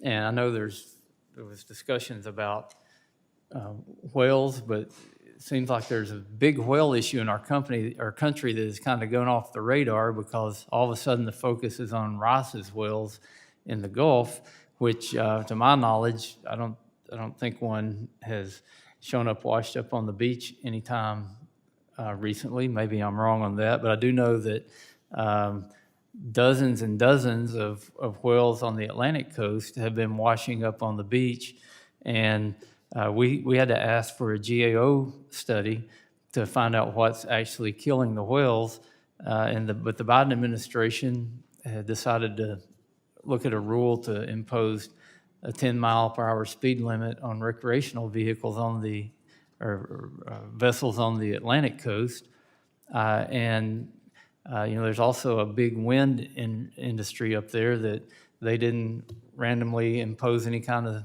restrictions on the vessels serving the wind industry. So it's unfortunate that we have to pass legislation to get the administration to actually just be an unbiased enforcer of the law instead of trying to make their own laws as they interpret them. I applaud Mr. Graves again for his work on this bill. I encourage my colleagues to support the A&S. Is there any further discussion on the amendment? If there is no further discussion on the amendment, it is now in order to consider amendments to the A&S to H.R. 6008. I recognize the ranking member, Mr. Grijalva, for the purpose of offering his amendment designated Grijalva number 1. Without objection, the amendment is considered read.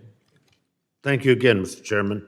My amendment strikes the language in the underlying bill that essentially enshrines the Trump administration's anti-science, pro-extinction biological opinion as the law of the land. The specific language that my amendment strikes effectively says that complying with the deeply flawed Trump opinion satisfies compliance with the Endangered Species Act, the Marine Mammal Protection Act, and all other, quote, applicable federal environmental laws.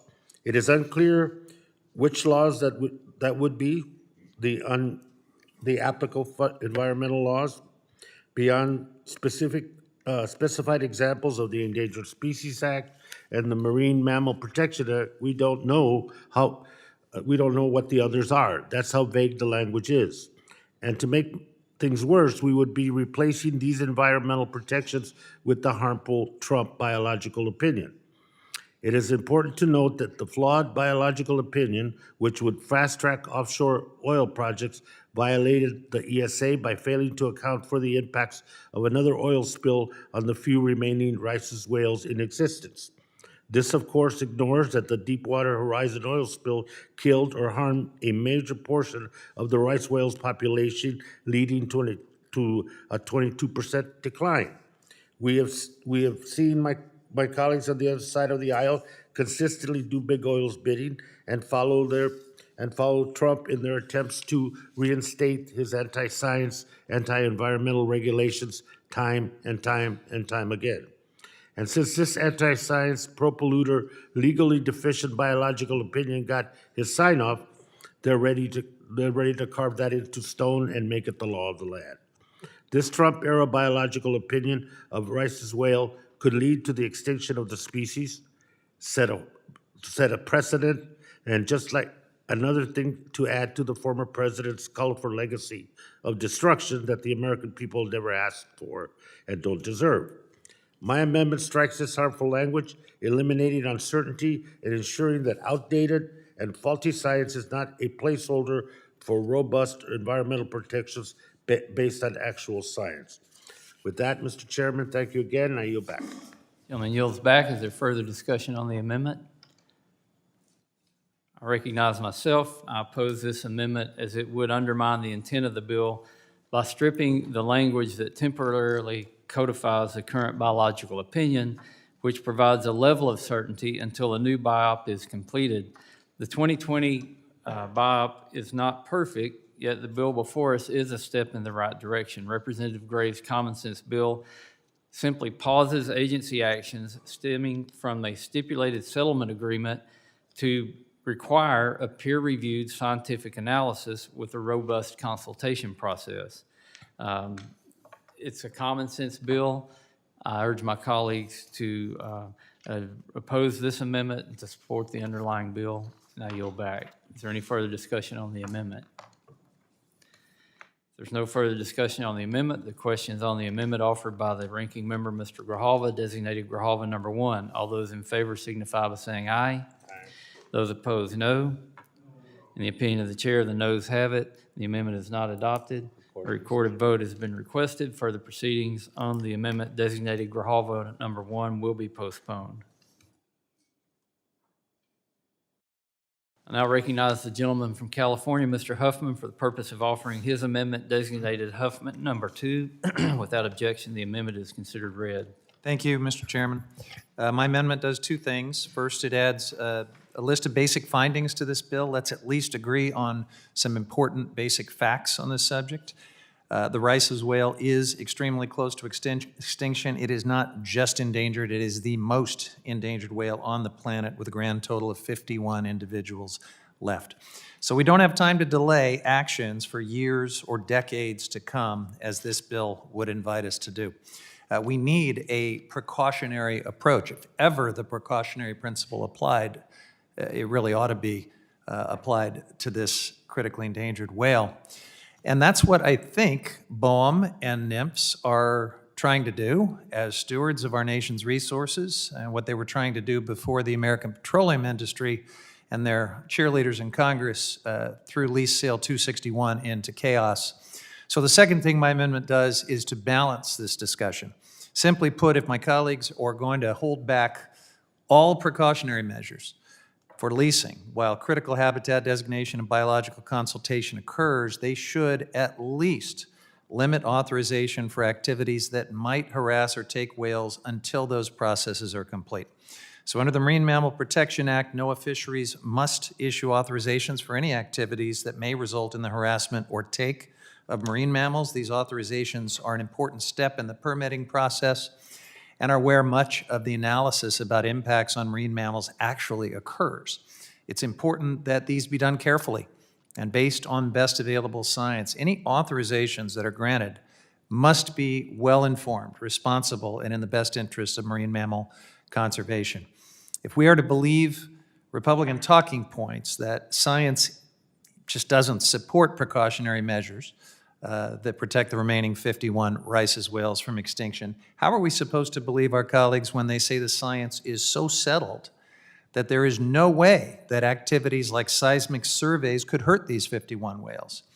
You just can't have your cake and eat it too. Now, we may hear arguments suggesting that seismic surveys contribute to environmental protection or that they have been operating for decades, so why stop now?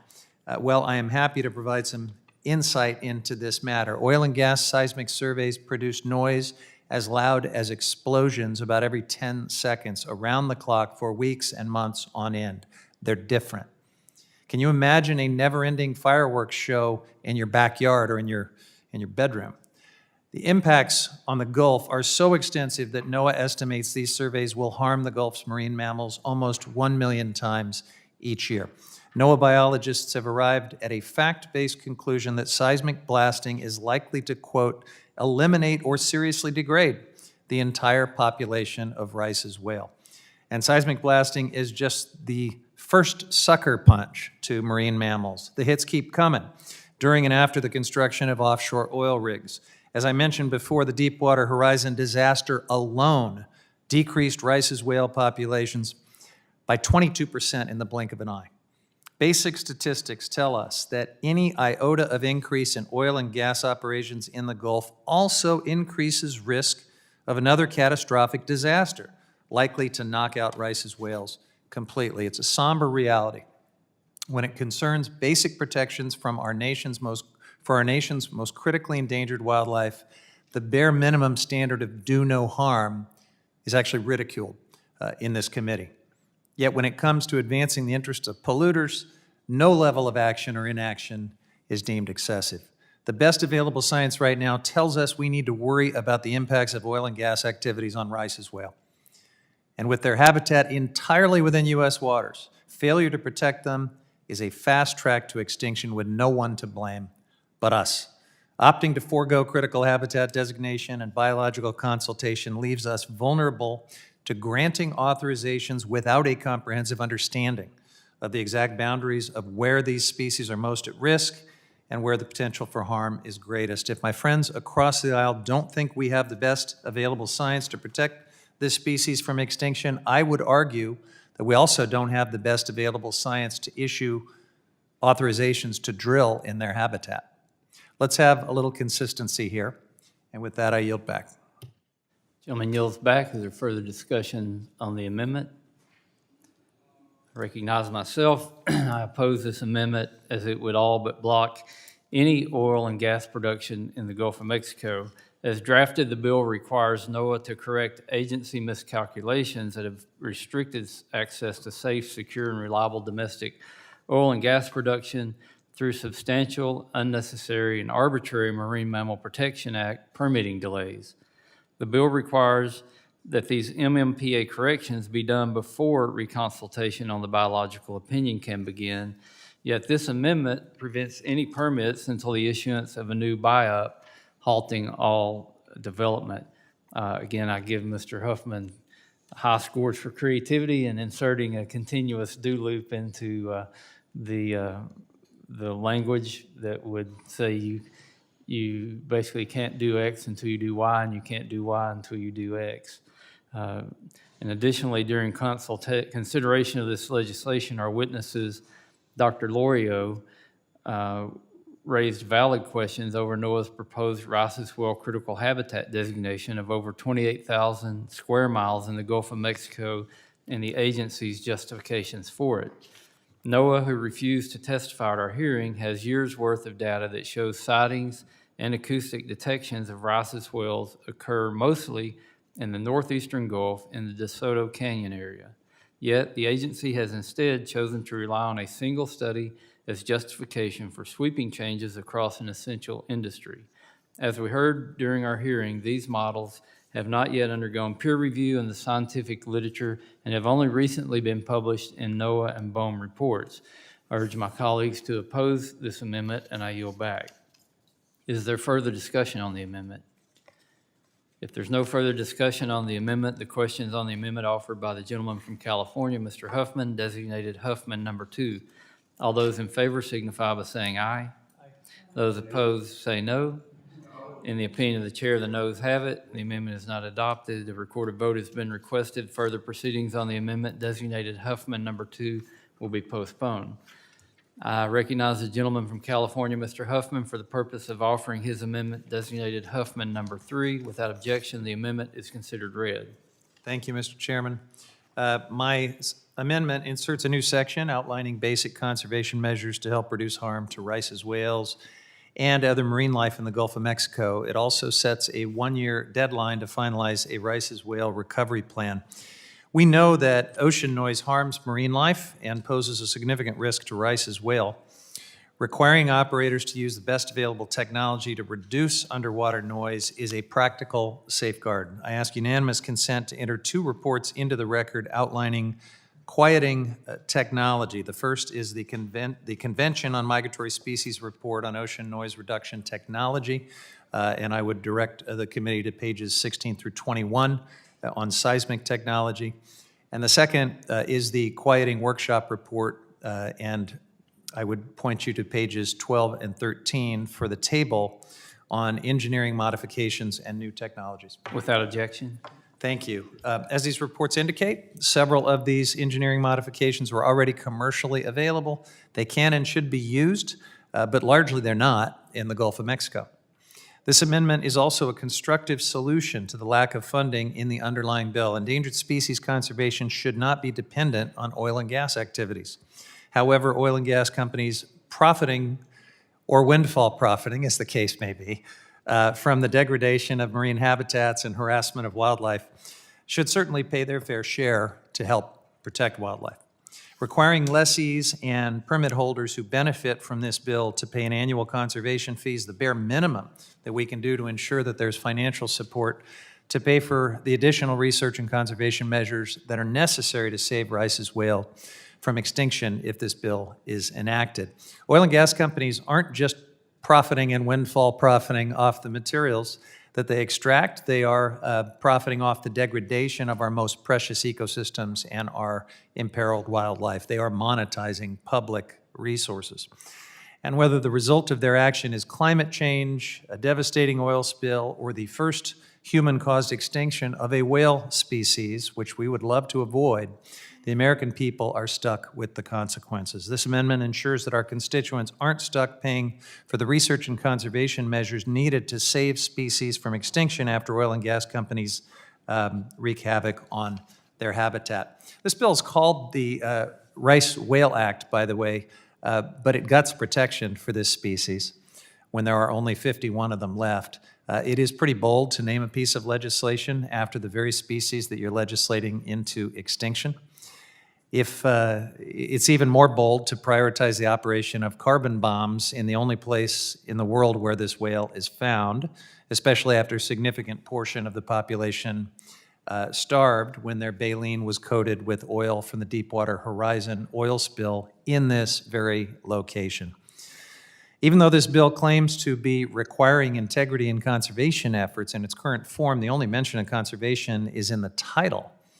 If my colleagues across the aisle are serious about putting conservatives back in conservation or putting conservation back in conservatism, as they claim often that they are, I urge them to add a few easy conservation measures to this bill by adopting this common sense amendment, and I yield back. Gentleman yields back. Is there, Mr. Graves, you're recognized. Mr. Chairman, I feel like I spend at least half of my time in this committee correcting the record on things that some of my friends on the other side of the aisle say, but I do want to actually quote him. My friend from California said that Americans are going to have to deal with the consequences of this act, and I just want to make note that American people are going to have to deal with the consequences of the gentleman's amendment if it were to actually pass. We've sat here for the last few years and we've watched as our friends have come in and they've proposed to increase the cost of producing energy domestically through raising royalty rates, despite the fact that it already occurs through an auction. We've watched as they've tried to come in and establish pipeline fees at different depths and at completely unaffordable prices. And all of these things actually go back to Al Gore's book, which talks about how there's an intention to raise the cost of conventional energy to therefore artificially make other energy sources like wind and solar appear to be more competitive. The gentleman's amendment requires that there be an annual marine life conservation fee. It has absolutely no dollar figure whatsoever, so it could be $10 million a day, or it could be $1 a year. There's no criteria, there's no clarity, there's no nothing, but But going back to my point about American people dealing with the consequences, this is once again the American people dealing with the consequences of incomprehensible, irresponsible, and reckless energy policy that is designed to further drive up energy prices, further drive up the cost of domestic energy prices. That's what this does. I appreciate the consistency of my friends across the aisle. I remind my friends, and I have to say the same thing every time, we had even the Biden administration's Census Bureau came out and said that 1 in every 4 families have had to choose among things like groceries, healthcare, utilities, gasoline, and rental payments. I mean, these aren't options. These are fundamentals. And as a result of my friends' energy policies, we've watched as energy costs have increased 40%. That's utilities and that's gasoline. I don't understand why my friends want to continue increasing the financial burden of Americans, forcing them into energy poverty. They want them to choose among food, medicine, rent, utilities. I don't understand. And this imposes an annual marine life conservation fee whenever there is zero proven connectivity between these activities and detrimental causes or impacts on these species. So I can't say it enough that my friends are out there repeatedly imposing additional cost on American energy production, on American households, consumers. They're putting additional regulatory restrictions in place that force energy production overseas. And while if you're Venezuela, you love this because you've profited $65 billion. If you're Iran and their friends in Hamas and Hezbollah and the Jenin Brigade and Houthis and Islamic Jihad, you love this because there's more cash. But if you're Jane Doe and John Doe and you're trying to make ends meet and you're trying to raise a family in America, you can't do it. And so I'm all for protecting whale habitat, but just call it what it is. My friends do not want American oil and gas production. They don't. And that's what this amendment is designed to do. I urge rejection of the amendment, yield back. Gentleman yields back. Is there further discussion? I recognize myself. I also oppose this amendment. Mr. Huffman's amendment would impose additional fees for conservation measures on energy companies operating in the Outer Continental Shelf while completely disregarding the significant financial contribution these companies already provide through royalties and taxes. These contributions directly fund essential conservation public land programs such as the Land and Water Conservation Fund, which has been a cornerstone for conserving national treasures and expanding public access to recreational opportunities. Since 1965, LWCF has received $5.2 billion, funding over 45,000 projects. The Gulf of Mexico Energy Security Act, or GOMESA, further amplifies these efforts, having dispersed $1.65 billion to coastal states for habitat conservation. Moreover, energy companies have donated approximately $700 million to academia for research over a decade, demonstrating a commitment to science and innovation. The conservation measures outlined must be balanced against the robust voluntary conservation initiatives already undertaken by the industry. Imposing potentially unlimited additional fees could unintentionally undermine these efforts by redirecting resources that could be used for direct environmental and conservation advancements. The oil and gas sector has demonstrated its capacity for balancing energy production with ecological responsibility without the need for further financial obligations, which ultimately would just be passed along to consumers in even higher energy prices than what they're paying right now. I urge my colleagues to oppose this amendment, and I yield back. Mr. Chair. Mr. Chair. Mr. Sauber. May I obviously, I think the gentleman's intentions are good. I'm obviously going to oppose the amendment. But Mr. Graves, I want to share something with you. You talk about energy production and the cost that our colleagues on the other side of the aisle are putting on the American people. One of the things you did fail to mention is not only the energy sector, but the home building section, okay? This federal government wants to regulate gas stoves, dishwashers, wash machines, lights, ceiling fans, which puts an estimated conservative cost of $31,000 per home. And it's not sustainable. I'll recognize you. I yield to you, Mr. And I appreciate the gentleman bringing it up. In fact, I was reading a National Association of Home Builders study yesterday, if my memory is correct. Then the cost of regulation built into a home for the average American single-family home is $94,000 a year. Today, $94,000 a year, and I believe it was last year, again, doing this from memory, I think it was last year that the additional cost as a result of lumber and supply chain shortage added an additional $36,000 a year. And this is for the average American single-family home. And so, I mean, you add all this up, I mean, it ends up being that a third or a half of the cost of the home is a result of regulation and bureaucracy. And that's right. Remember the number $320 billion of additional regulations under this administration in the last 3 years. That's additional regulations on the American people, and it's simply unacceptable, and I yield back. Gentleman yields back. Is there further discussion? Also note with the gentleman's testimony, we're also seeing high interest rates, which are also making it very difficult to build a home or invest in anything. Is there any further discussion on the amendment? If there's no further discussion on the amendment, the question is on the amendment offered by the gentleman from California, Mr. Huffman, designated Huffman number 3. All those in favor say aye. Aye. All those opposed, no. The opinion of the noes, the chair, the noes have it. The amendment is not adopted. A recorded vote has been requested. Further proceedings on the amendment designated Huffman number 3 will be postponed. I recognize the gentlewoman from California, Ms. Porter, for the purpose of offering her amendment designated Porter number 4. Without objection, the amendment is considered read. Today, I'd like everyone to consider this Natural Resources Committee to be a natural habitat. The habitat has to accommodate the 45 members of this committee plus a handful of the essential staff. So let's say our habitat has to support 51 humans. And the 51 of us are well positioned to thrive here. Our habitat is stocked with essentials that we need, air and water. And even more importantly, if we don't have what we need in our habitat, we have the power to speak up and get it.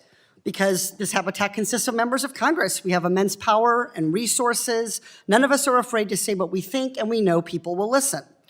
So I'm curious, how well would the 51 of us survive if our habitat changed? Let's say that Big Oil discovered that there's oil under the committee room floor and they want to drill for it.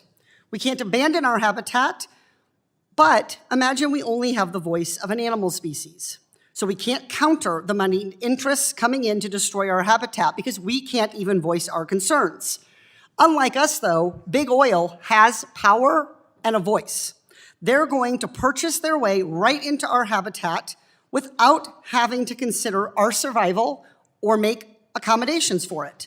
So here's the big question. How long could the 51 of us survive in this habitat with the inhospitable conditions Big Oil would create?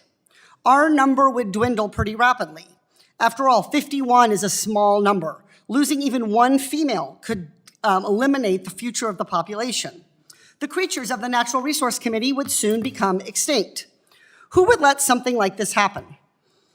If this committee passes this bill as written, that's exactly what's going to happen to the Rice's whale, which only has 51 members of its species left. Pollution is the #1 threat to the Rice's whale, which is how this whale died. Oil spills from offshore drilling operations are considered one of the greatest threats to this species. For example, Deepwater Horizon spill, one of the worst disasters our country has ever seen, is responsible for killing nearly 20% of the Rice's whale population. Big Oil and Gas have historically made decisions that threaten the very existence of the Rice's whale, and yet H.R. 6008 will give them a prime seat at the table in determining how we manage the future of these whales.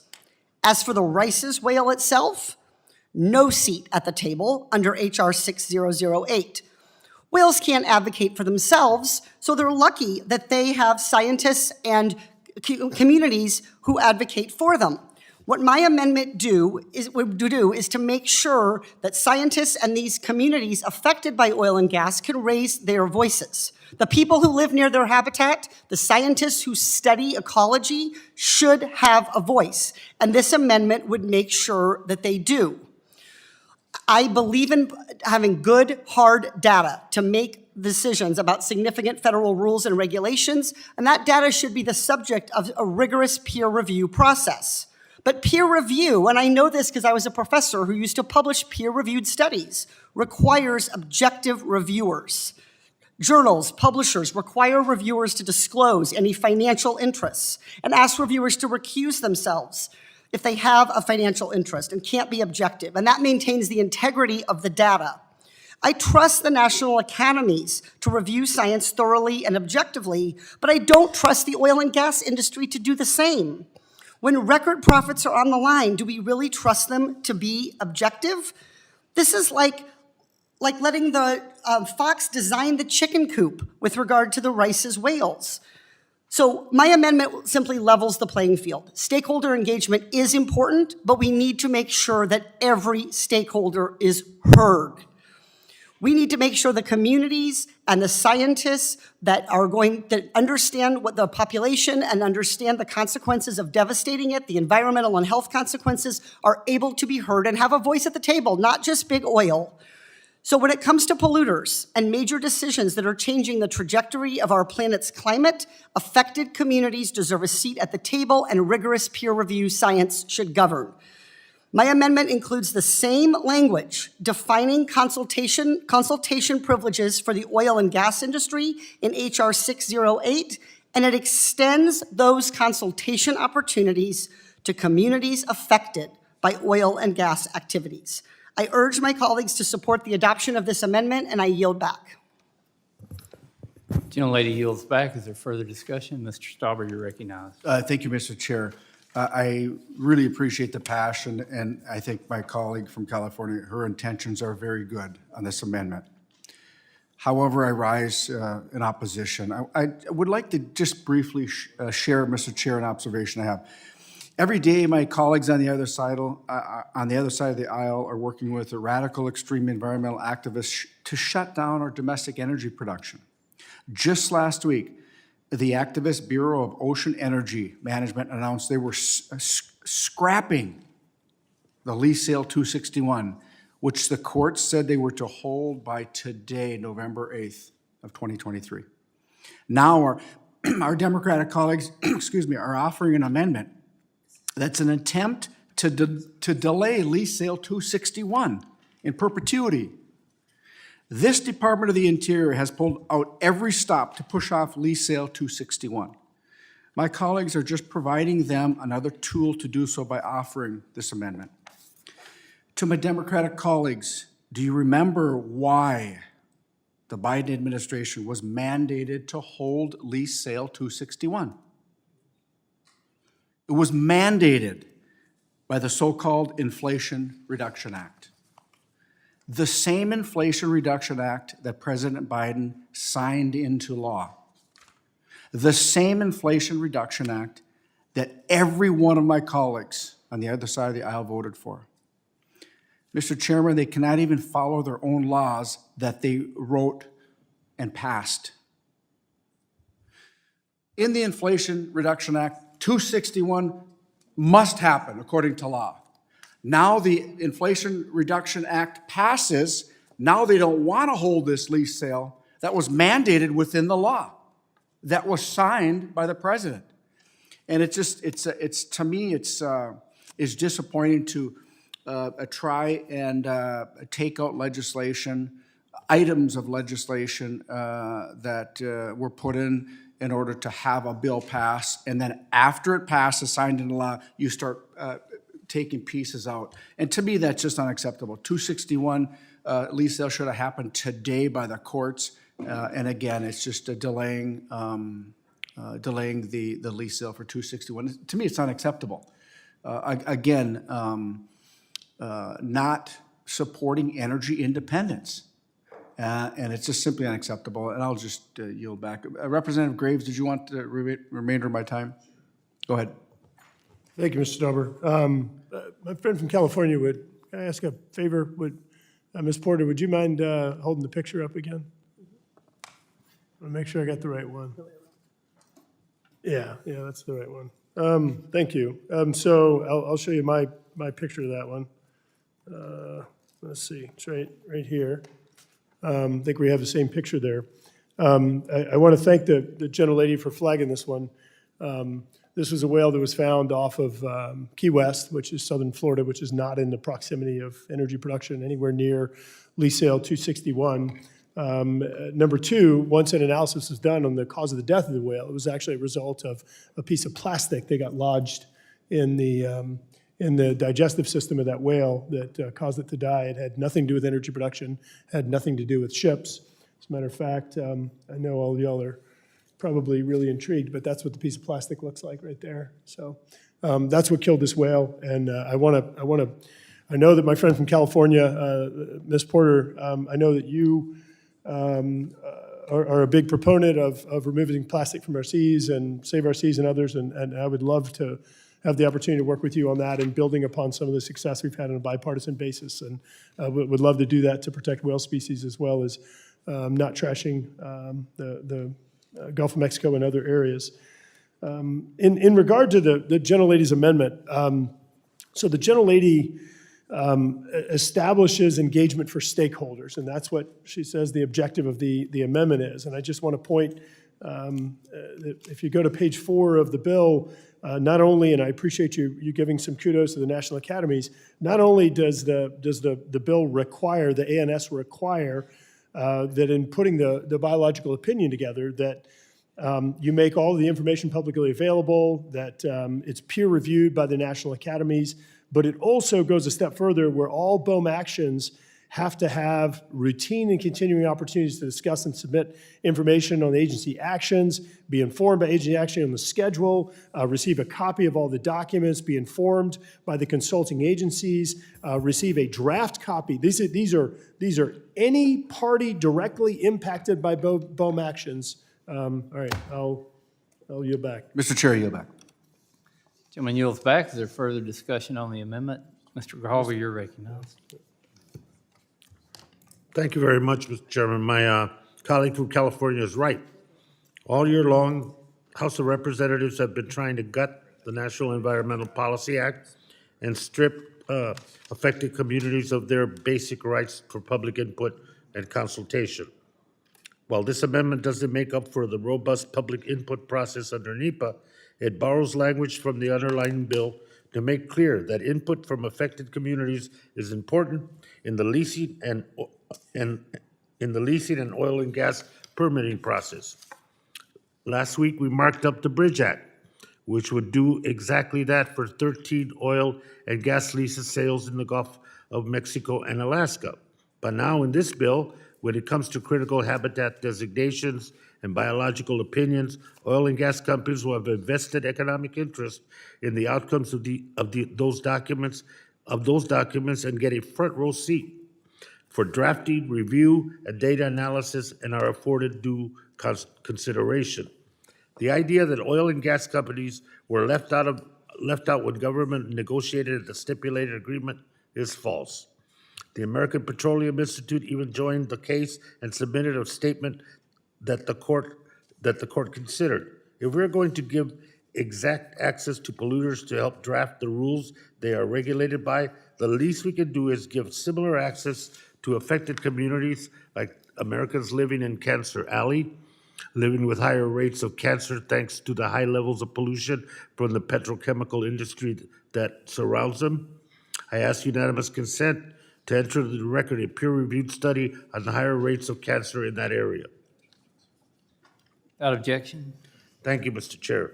The underlying bill is an unnecessary and extreme giveaway to polluters that will push the Rice's whale closer to extinction. With that, Mr. Chairman, I yield back. Chair recognizes Mr. Graves. Thank you, Mr. Chairman. Just continuing on the bill, I'm flipping on page 4, 5, and now I'm on page 6. Have the opportunity to confer with agency action regarding reasonable and prudent alternatives. It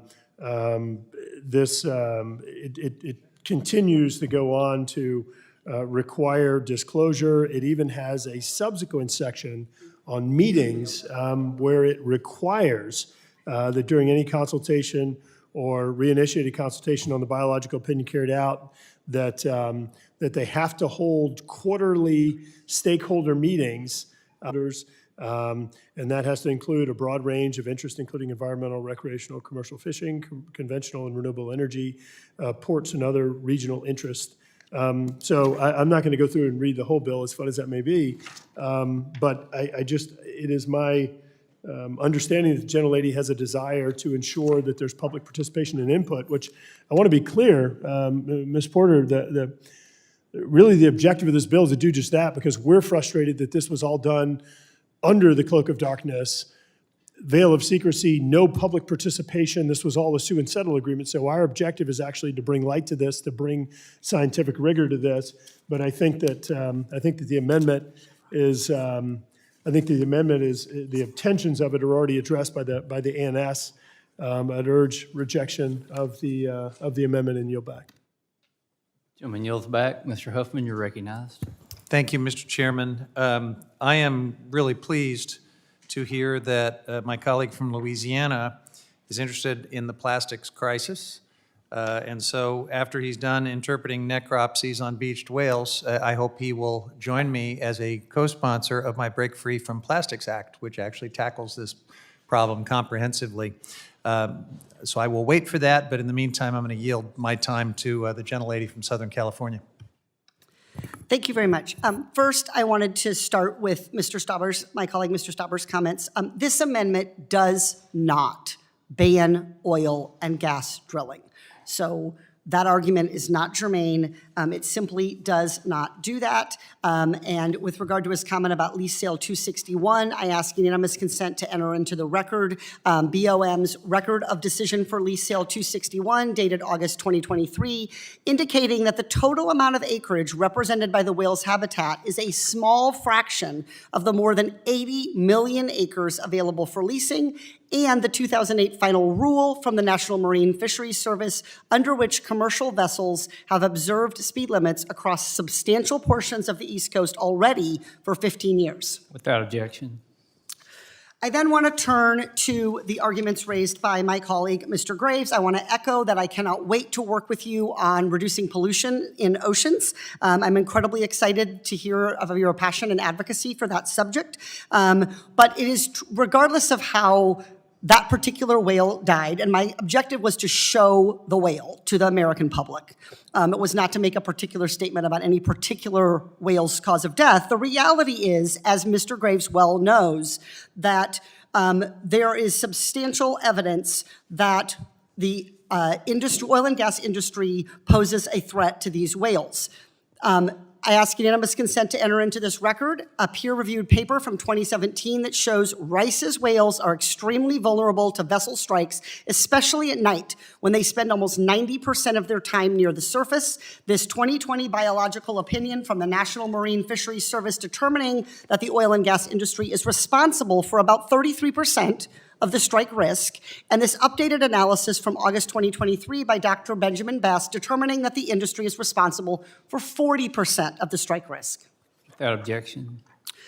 The Deepwater Horizon spill is yet another example of the fact that the oil and gas industry poses a real risk to these whales. I ask unanimous consent to enter into the record this 2016 report from the Deepwater Horizon Damage Assessment Trustees, which estimates that more than 20% of the species was lost to the disaster, and the National Marine Service's 2016 status review on this species, which determines that chronic noise from seismic testing is, quote, likely to eliminate or seriously degrade the population, quote, in this October 2022 statement from 100 marine scientists expressing concern that, quote, unless significant conservation actions are taken, the United States is likely to cause the first anthropogenic extinction of a great whale species. Without objection. Finally, I want to turn to this argument about communities being heard. This amendment is additive to the stakeholders that are already heard, because the bill defines what participants can and cannot be involved in the peer review process within the national academies, and it does not include in its definition communities that are on the front lines. Our public health, it mentions environmental, recreational, and commercial fishing. That does not include the affected communities. I think the definition of other regional interests is too vague, and my amendment makes this process more clear, makes more clear that affected communities can participate. Finally, I find it fascinating that there's a grievance with the settlement agreement, because in fact, who was heard in the settlement agreement? The interveners in the court case, Chevron, the American Petroleum Institute. They were heard in the lawsuit. You know who wasn't an intervener in the lawsuit? The coastal communities. They were not able to afford to participate in the lawsuit because they're not bankrolled to the tune of billions of dollars of lobbyists and an army of lawyers. And that's why this bill is so important, so that the government consults without having to go to expensive federal court litigation in the way that the American Petroleum Institute and Chevron can do when it wants to take action. With that, I yield back. Gentlelady yields back. Is there further discussion on the amendment? Recognize myself. I oppose this amendment as it would add burdensome and redundant procedures to an already delayed, litigated, and vitally important lease sale in the Gulf of Mexico.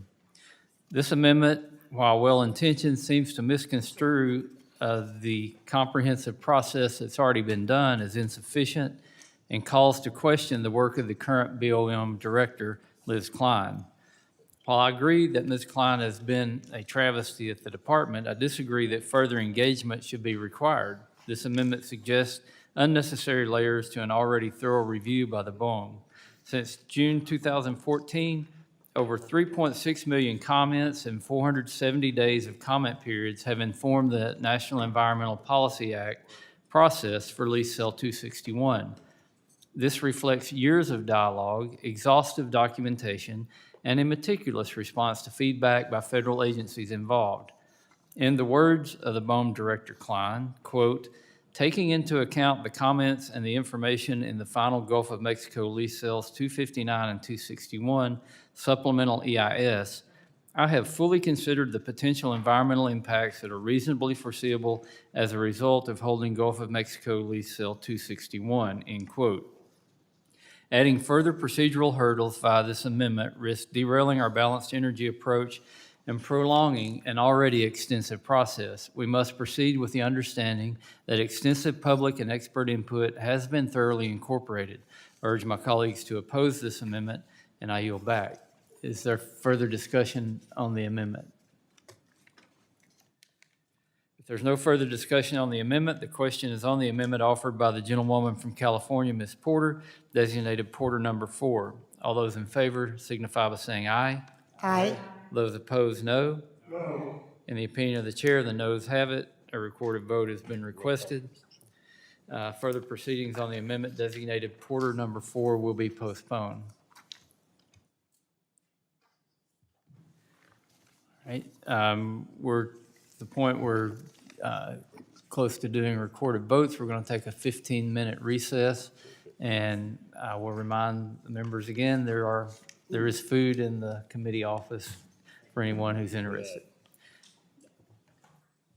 We're now in recess.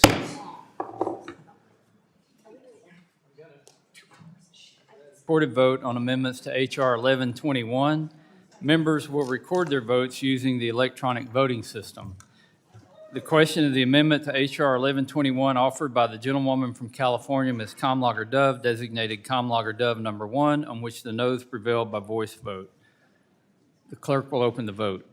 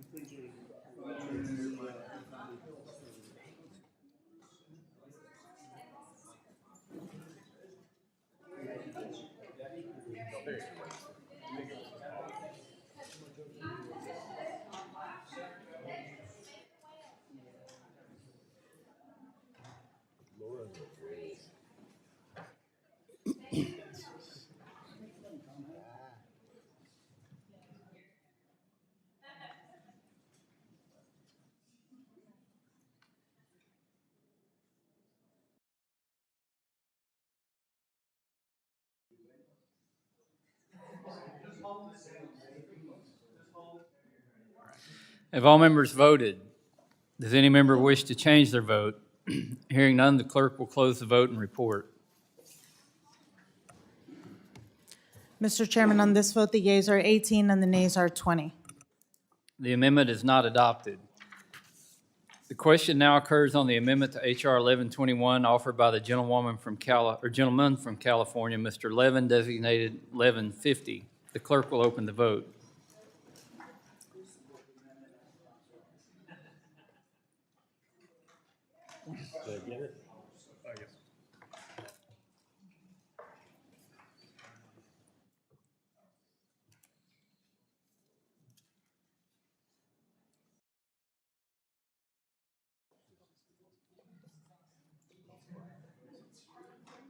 Have all members voted? Does any member wish to change their vote? Hearing none, the clerk will close the vote and report. Mr. Chairman, on this vote, the yeas are 18 and the nays are 20. The amendment is not adopted. The question now occurs on reporting H.R. 1121 to the House with the recommendation that the bill be favorably approved. All those in favor signify by saying aye. Aye. Those opposed, no. In the opinion of the chair, the ayes have it. A recorded vote has been requested. Members will record their vote using the electronic voting system. The clerk will open the vote.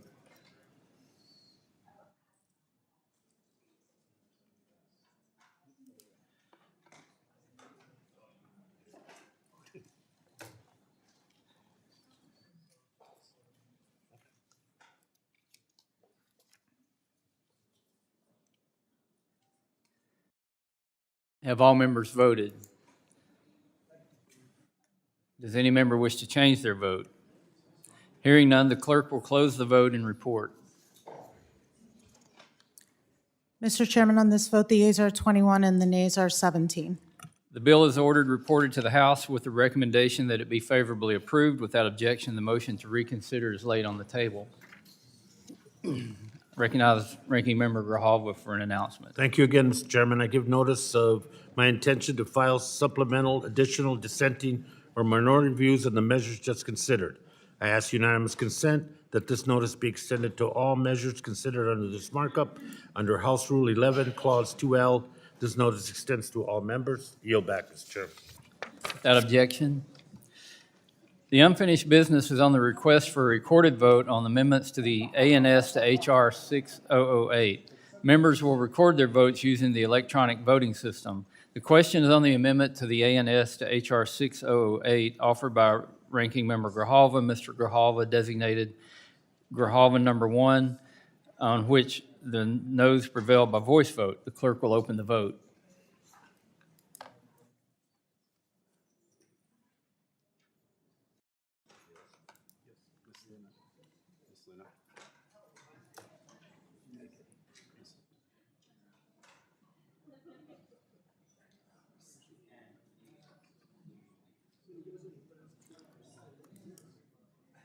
Have all members voted?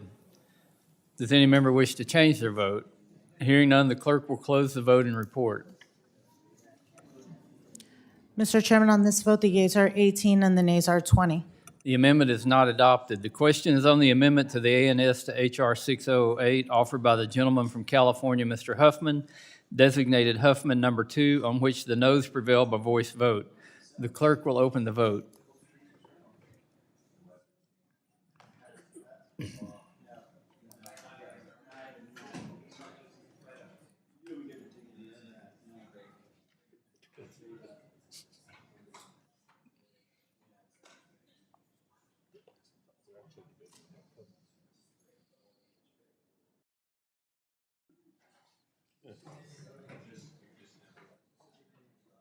Have all members voted? Does any member wish to change their vote?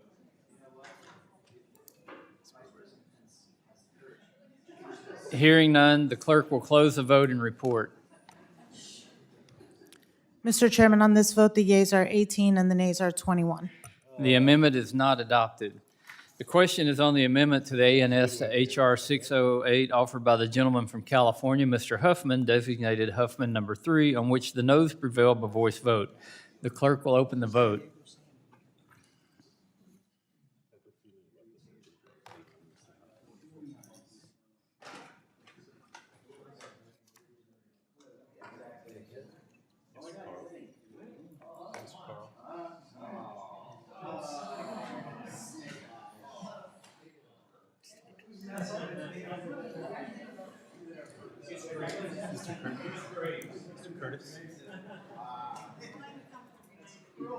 Have all members voted? Does any member wish to change their vote? Hearing none, the clerk will close the vote and report. Mr. Chairman, on this vote, the yeas are 18 and the nays are 20. The amendment is not adopted. The question is on the amendment.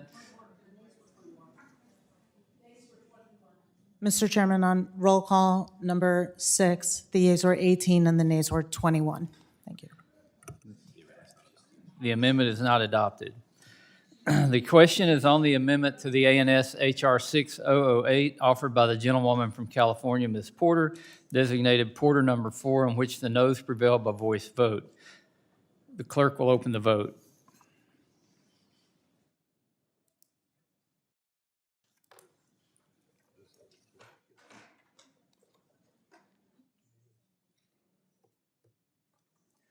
Have all members voted? Does any member wish to change their vote? Hearing none, the clerk will close the vote and report. Mr. Chairman, on this vote, the yeas are 18 and the nays are 21. The amendment is not adopted. The question now occurs on the amendment in the nature of a substitute to H.R. 6008 offered by the gentleman from Louisiana, Mr. Graves, designated Graves 84 ANS. All those in favor signify by saying aye. Aye. Those opposed, no. In the opinion of the chair, the ayes have it. And the amendment in the nature of substitute is adopted. The question now occurs on reporting H.R. 6008 as amended to the House with the recommendation that the bill be favorably approved. All those in favor signify by saying aye. Aye. Those opposed, no. In the opinion of the chair, the ayes have it. A recorded vote has been requested. Members will record their vote using the electronic voting system. The clerk will open the vote.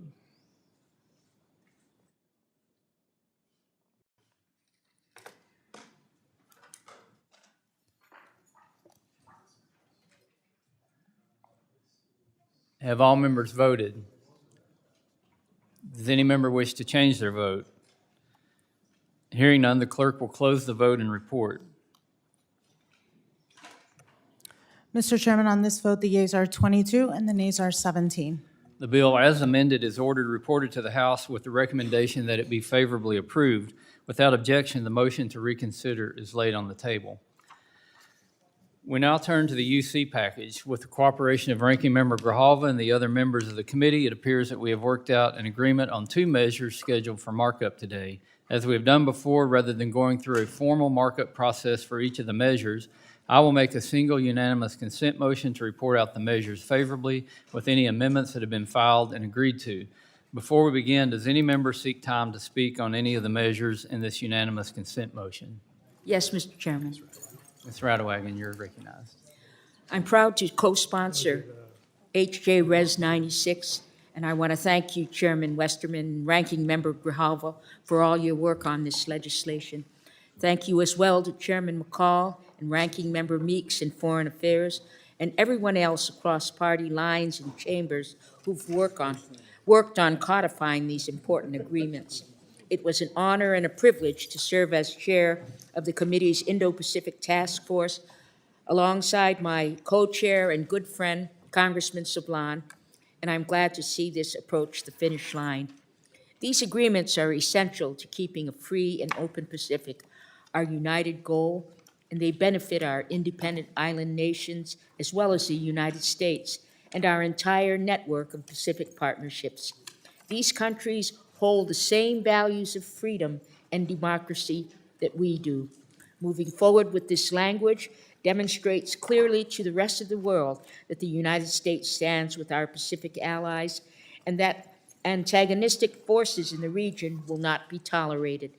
As a member of Congress from American Samoa, with our high rate of enlistment in the U.S. Armed Forces, I deeply appreciate how the 3 freely associated states have numerous U.S. veterans and military families among their populations. I'm grateful to serve on a committee that recognizes the importance of the Pacific region, as demonstrated by both our recent work on COFA, but also by our long history of work on issues faced by the Pacific territories. During my time here in Congress, Insular issues consistently garner bipartisan support in this committee, and I look forward to working with Subcommittee Chair Hageman and Ranking Member Ledger Fernandez on measures which strengthen self-determination and the democratic process in the territories.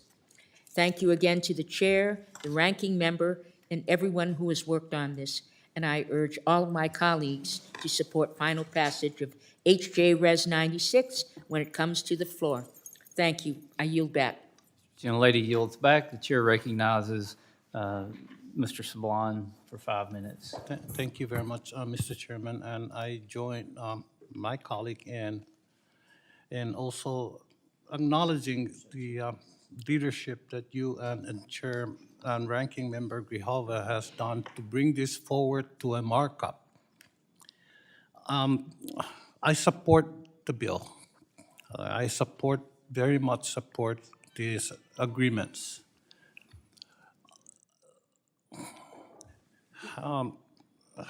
Having said that, there are some things in the agreement that really must be brought up in terms of programs that would be where COFA citizens would be eligible and citizens of the American territories will not.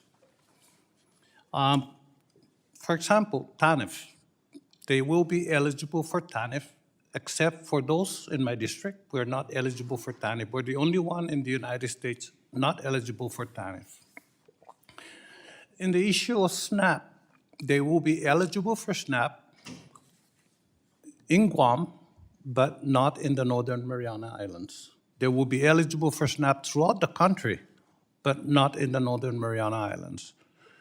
There are programs that, and I understand the rationale behind this, but this is creating a problem for the territories. I have SSI in my district, and no other territory has SSI, but these COFA citizens will be eligible for SSI whether they are in Puerto Rico or American Samoa or my district or Guam. And this has to be acknowledged and fixed, because I cannot explain to my people, the people I represent, why a COFA citizen has access to all these programs and we don't. This is not a new issue. I brought this up with other members, and I really like to also acknowledge Mr. Moylan's agreement to not work on his amendment so we could do a UC package on this. This is important. Having said that, I was approached by all 3 island governments to help them with issues that they couldn't get into the negotiation. I turned them down because this was done by negotiation, and I am not going to start over again. Despite that, I can see the problems they have themselves. So I support the bill and will continue to work on getting these other issues fixed. One other issue that I'd like to speak about is the United States. Our government, set off more nuclear bombs in the Marshall Islands than in any other period during its administration of the islands for the United Nations. Some people lost their lives, others their health and the health of succeeding generations, and many lost their generational lands and are still unable to return, essentially nomads. The agreements and this legislation to renew the compacts would enable more than just compensation to finally be provided. Yes, generous. They also recommit our government to mechanisms to consider further assistance if found warranted. The legislation does further cement the relationships and secures the Pacific region by providing assistance at the same levels after 20 years if the governments agree. The leaders in the COFA nation now are very much pro-American. They're friends. They're our friends. The next generation of leaders, 20 years from now, when we will need them the most, because by then the competition is going to be very intense, we have to treat them with respect in the next 20 years. We cannot allow our allies in the Pacific to give them, say, okay, you guys watch over the area. Keep things going, because the agreement is not between them and us. The agreement is between us and them. And I'm speaking as a Micronesian, and my information is because I have lived with these people. At one time, we were the same citizens. And I know what they think. I've seen younger leaders look at me and says, you know, this shouldn't be this way. Hey, it was negotiated by governments, and I support that negotiation, and I'm glad we're here today. I hope the chairman is able to take this to the floor as soon as possible, and I hope it passes. But these other issues will have to be looked at some time, and I hope not in another 20 years, Mr. Chairman. I thank you again, Chairman Grijalva. I thank all of you who came to the islands. 7 stops in 10 days is not easy, but yeah, it was worthwhile, Mr. Chairman. Thank you, and I yield back. Gentleman yields back. Chair recognizes the gentlelady from Puerto Rico, Ms. Gonzalez-Colon. Thank you, Mr. Chairman. And I do agree with the resolution. I think it's important to resolve the situation of what's happening with Communist China in the Pacific. But I need to agree on some of the issues that Mr. Sablan just brought.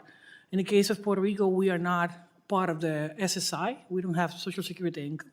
And we don't have SNAP as well. Actually, that's a fight we've been doing. So there's common things among several U.S. territories. In our case, we are American citizens, and we do not enjoy those programs. I also understand the importance of this bill and having this resolution and this agreement be done for the national security of the United States, the people living in the Pacific, and what it represents in terms of economic development of those areas.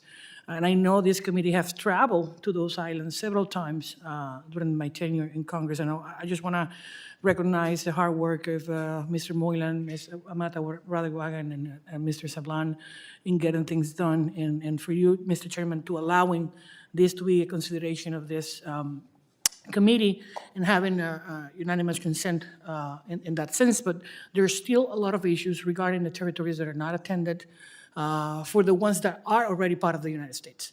And just in terms of those two programs, Puerto Rico is not part of Social Security income or SNAP, which are programs that they may be allowed to participate. With that, thank you, Mr. Chairman. I yield back. The gentlelady yields back. The chair recognizes the gentleman from Hawaii, Mr. Case, for 5 minutes. Thank you very much, Mr. Chair. I want to very much associate myself with the remarks of my island ohana, and I suspect Mr. Moylan as well when he gets to his remarks on so many levels. I want to thank you and this committee personally, Mr. Chair, for taking a very strong interest in this issue, for appreciating the importance of the Pacific Islands, of the compacts, of devoting the time and attention to forging the right solutions and to influencing the right solutions. The fact of the matter is that had you not done that, this would be a lot tougher. And so I personally appreciate that. I want to also say that although the compacts are often, from our perspective, framed in the sense of security interests from a China perspective and from a geopolitical challenge perspective, these agreements would be critical to our country and to the Pacific Island nations that we make them with, and to the Pacific Islands themselves, even if there was no geopolitical challenge, even if there was no China. These are critical and mutually beneficial agreements that have served us both well over a long period of time, and will continue to do so, where we can work in conjunction with each other on major issues in our world, especially on our oceans, especially on joint economic development, and they're critical to the Pacific Islands themselves. And so I think it's important to say that this isn't just China. That's an important part for our country, but as you know from your visits with the Pacific Islands, their perspectives are different. As we speak, and coming up, the Pacific Islands Forum is meeting in the Cook Islands They are very much focused on what their challenges are and how we can all work together on their challenges.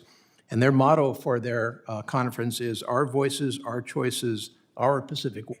And I think we need to adjust to and accommodate those perspectives as well as our own. And I think this will be very productive.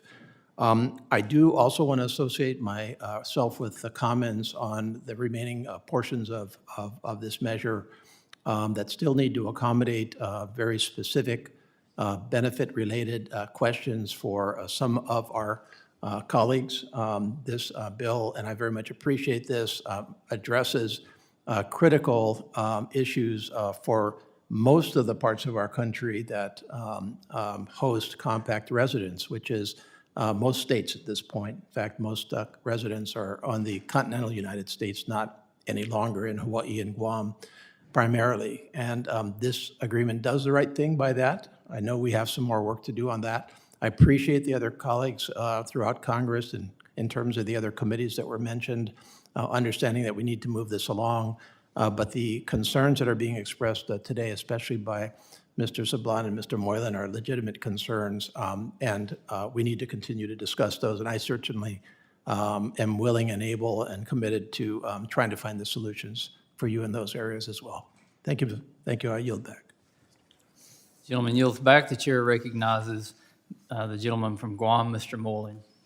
Thank you, Mr. Chairman, and I appreciate the dedicated work that you and Ms. Hageman have put in to ensure that the COFA agreements are approved.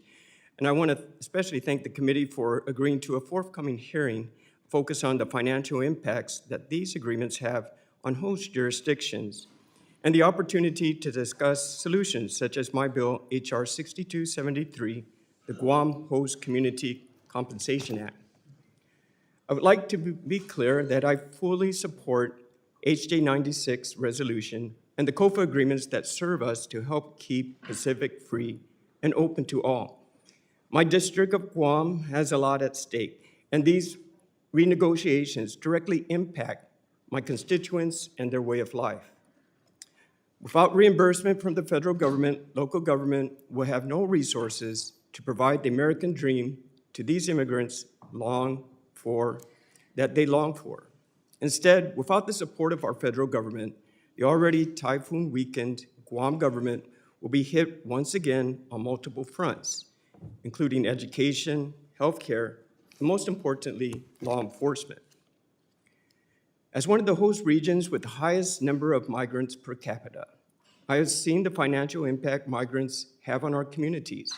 Even when Guam receives $60 million annually in compact impact funding, federal reimbursements were not adequately caring for the needs of the local government.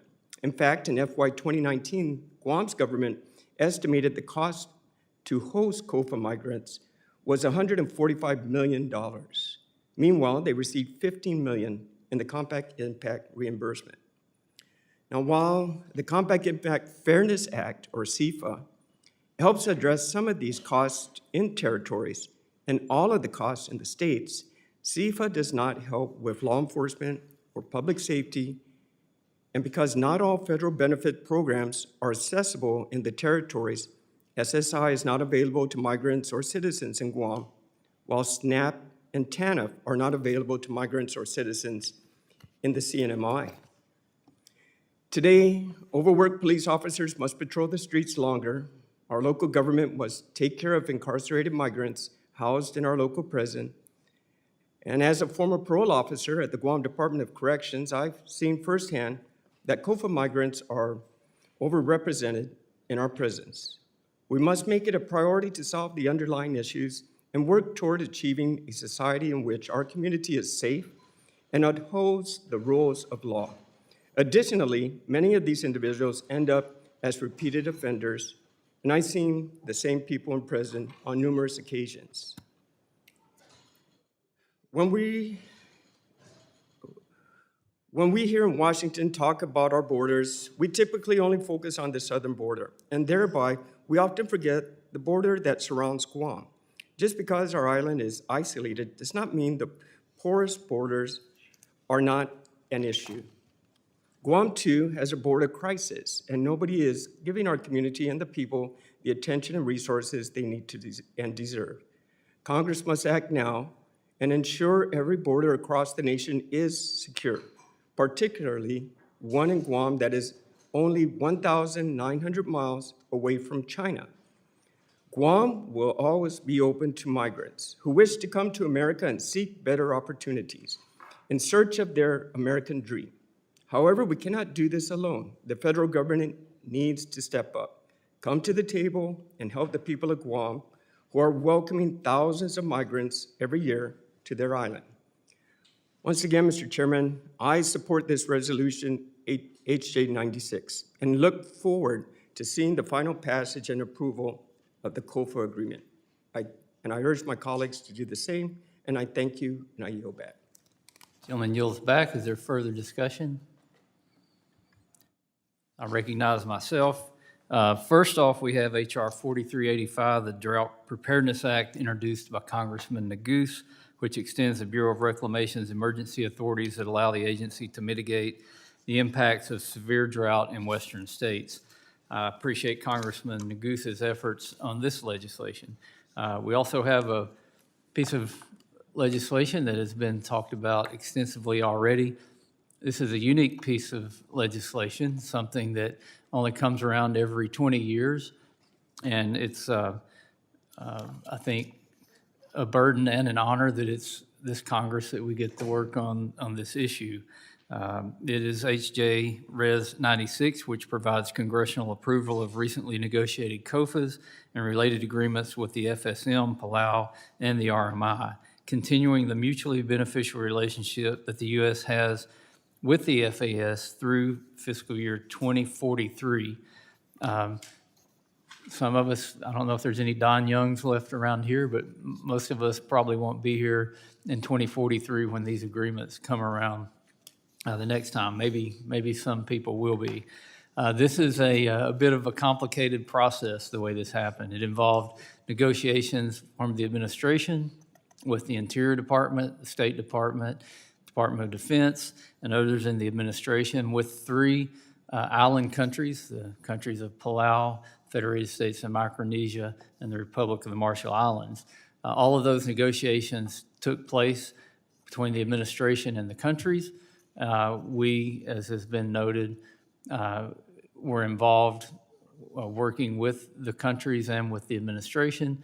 I want to again thank all the members of the task force, thank Ranking Member Grijalva for agreeing to do the bipartisan task force, for everyone that made the trip. It was a long trip. I think we did 7 stops in 10 days and even stopped in Hawaii and visited the tragic wildfire aftermath while we were there. But all of that coming together, and then our committee has primary jurisdiction over this issue, but there are also 6 other committees, so 7 total committees in Congress that touch the COFA agreements, and we had to get approval and sign off from all of those committees. So I am aware that there are amendments that people would have liked to have put in this agreement. I know there's more work to do, but it's been a bit of a Herculean effort on the staff and on the members who have worked together to get to this point today. And also, as far as we know, the Senate is in agreement with the language that we have here. So it's been a lot of hard work, but I think it has been productive work. It will be good for the United States going forward. It will be good for the 3 FAS going forward as well. The relationship between the U.S. and the freely associated states is unlike any other. Through the COFA agreements, the United States has granted sole and unfettered military access to the FAS lands, waters, and airspace. The compacts also provide the United States with strategic denial rights, enabling the U.S. to deny adversaries and third parties access to the FAS for military purposes. In return, the U.S. provides economic assistance and access to federal programs and services to these island nations. These extraordinary defense and security rights are more important today than ever before. And as Mr. Case mentioned, they've always been important.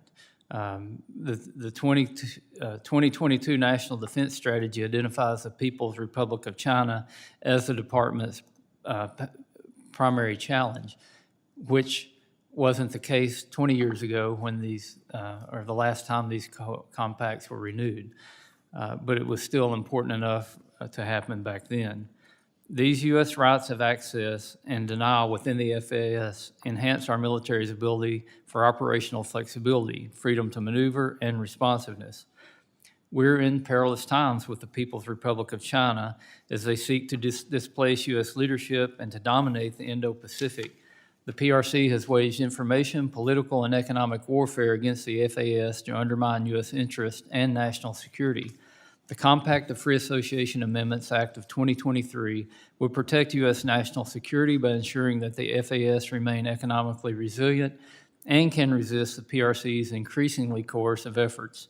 Beyond the security benefits, the U.S. has had a long history of partnership with the three FAS countries based on our shared values of freedom and democracy.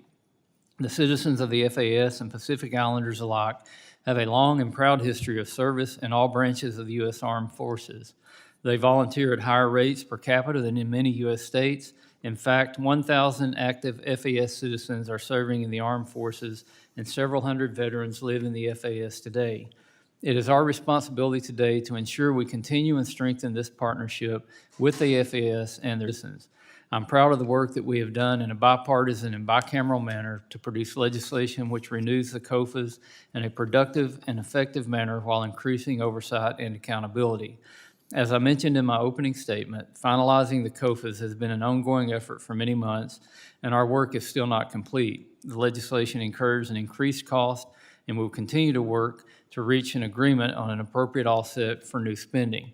But I will also say that it's increased costs from costs that are decades old, so you've got natural inflation that's built into that as well. In addition, I look forward to working with Ms. Radewagen and Mr. Moreland on issues important to the islands they represent and their constituents. The COFAs are essential to our national security and to preserving our relationship with the FAS and ultimately Indo-Pacific region. Renewing economic assistance and continuing federal programs and services to the FAS reaffirms the United States' commitment to its allies and reliability as their partner. This commitment is essential to counter the PRC's malign influence and to maintain the United States' capacity to secure its interests. Again, I thank Ranking Member Grijalva and all the members of the committee for the bipartisan support on the legislation, and I yield back. I ask unanimous consent that the Subcommittee on Water, Wildlife, and Fisheries be discharged from further action or further consideration of H.R. 4385, the Drought Preparedness Act, without objection. So ordered. I now ask unanimous consent that the following measures be approved and favorably reported as described to the House of Representatives: H.R. 4385, the Drought Preparedness Act, and H.J. Res. 96, the Compact of Free Association Amendments Act of 2023. Without objection, so ordered. Without objection, the motion is to reconsider or laid upon the table. I ask unanimous consent that the staff be allowed to make technical and conforming changes to the documents the committee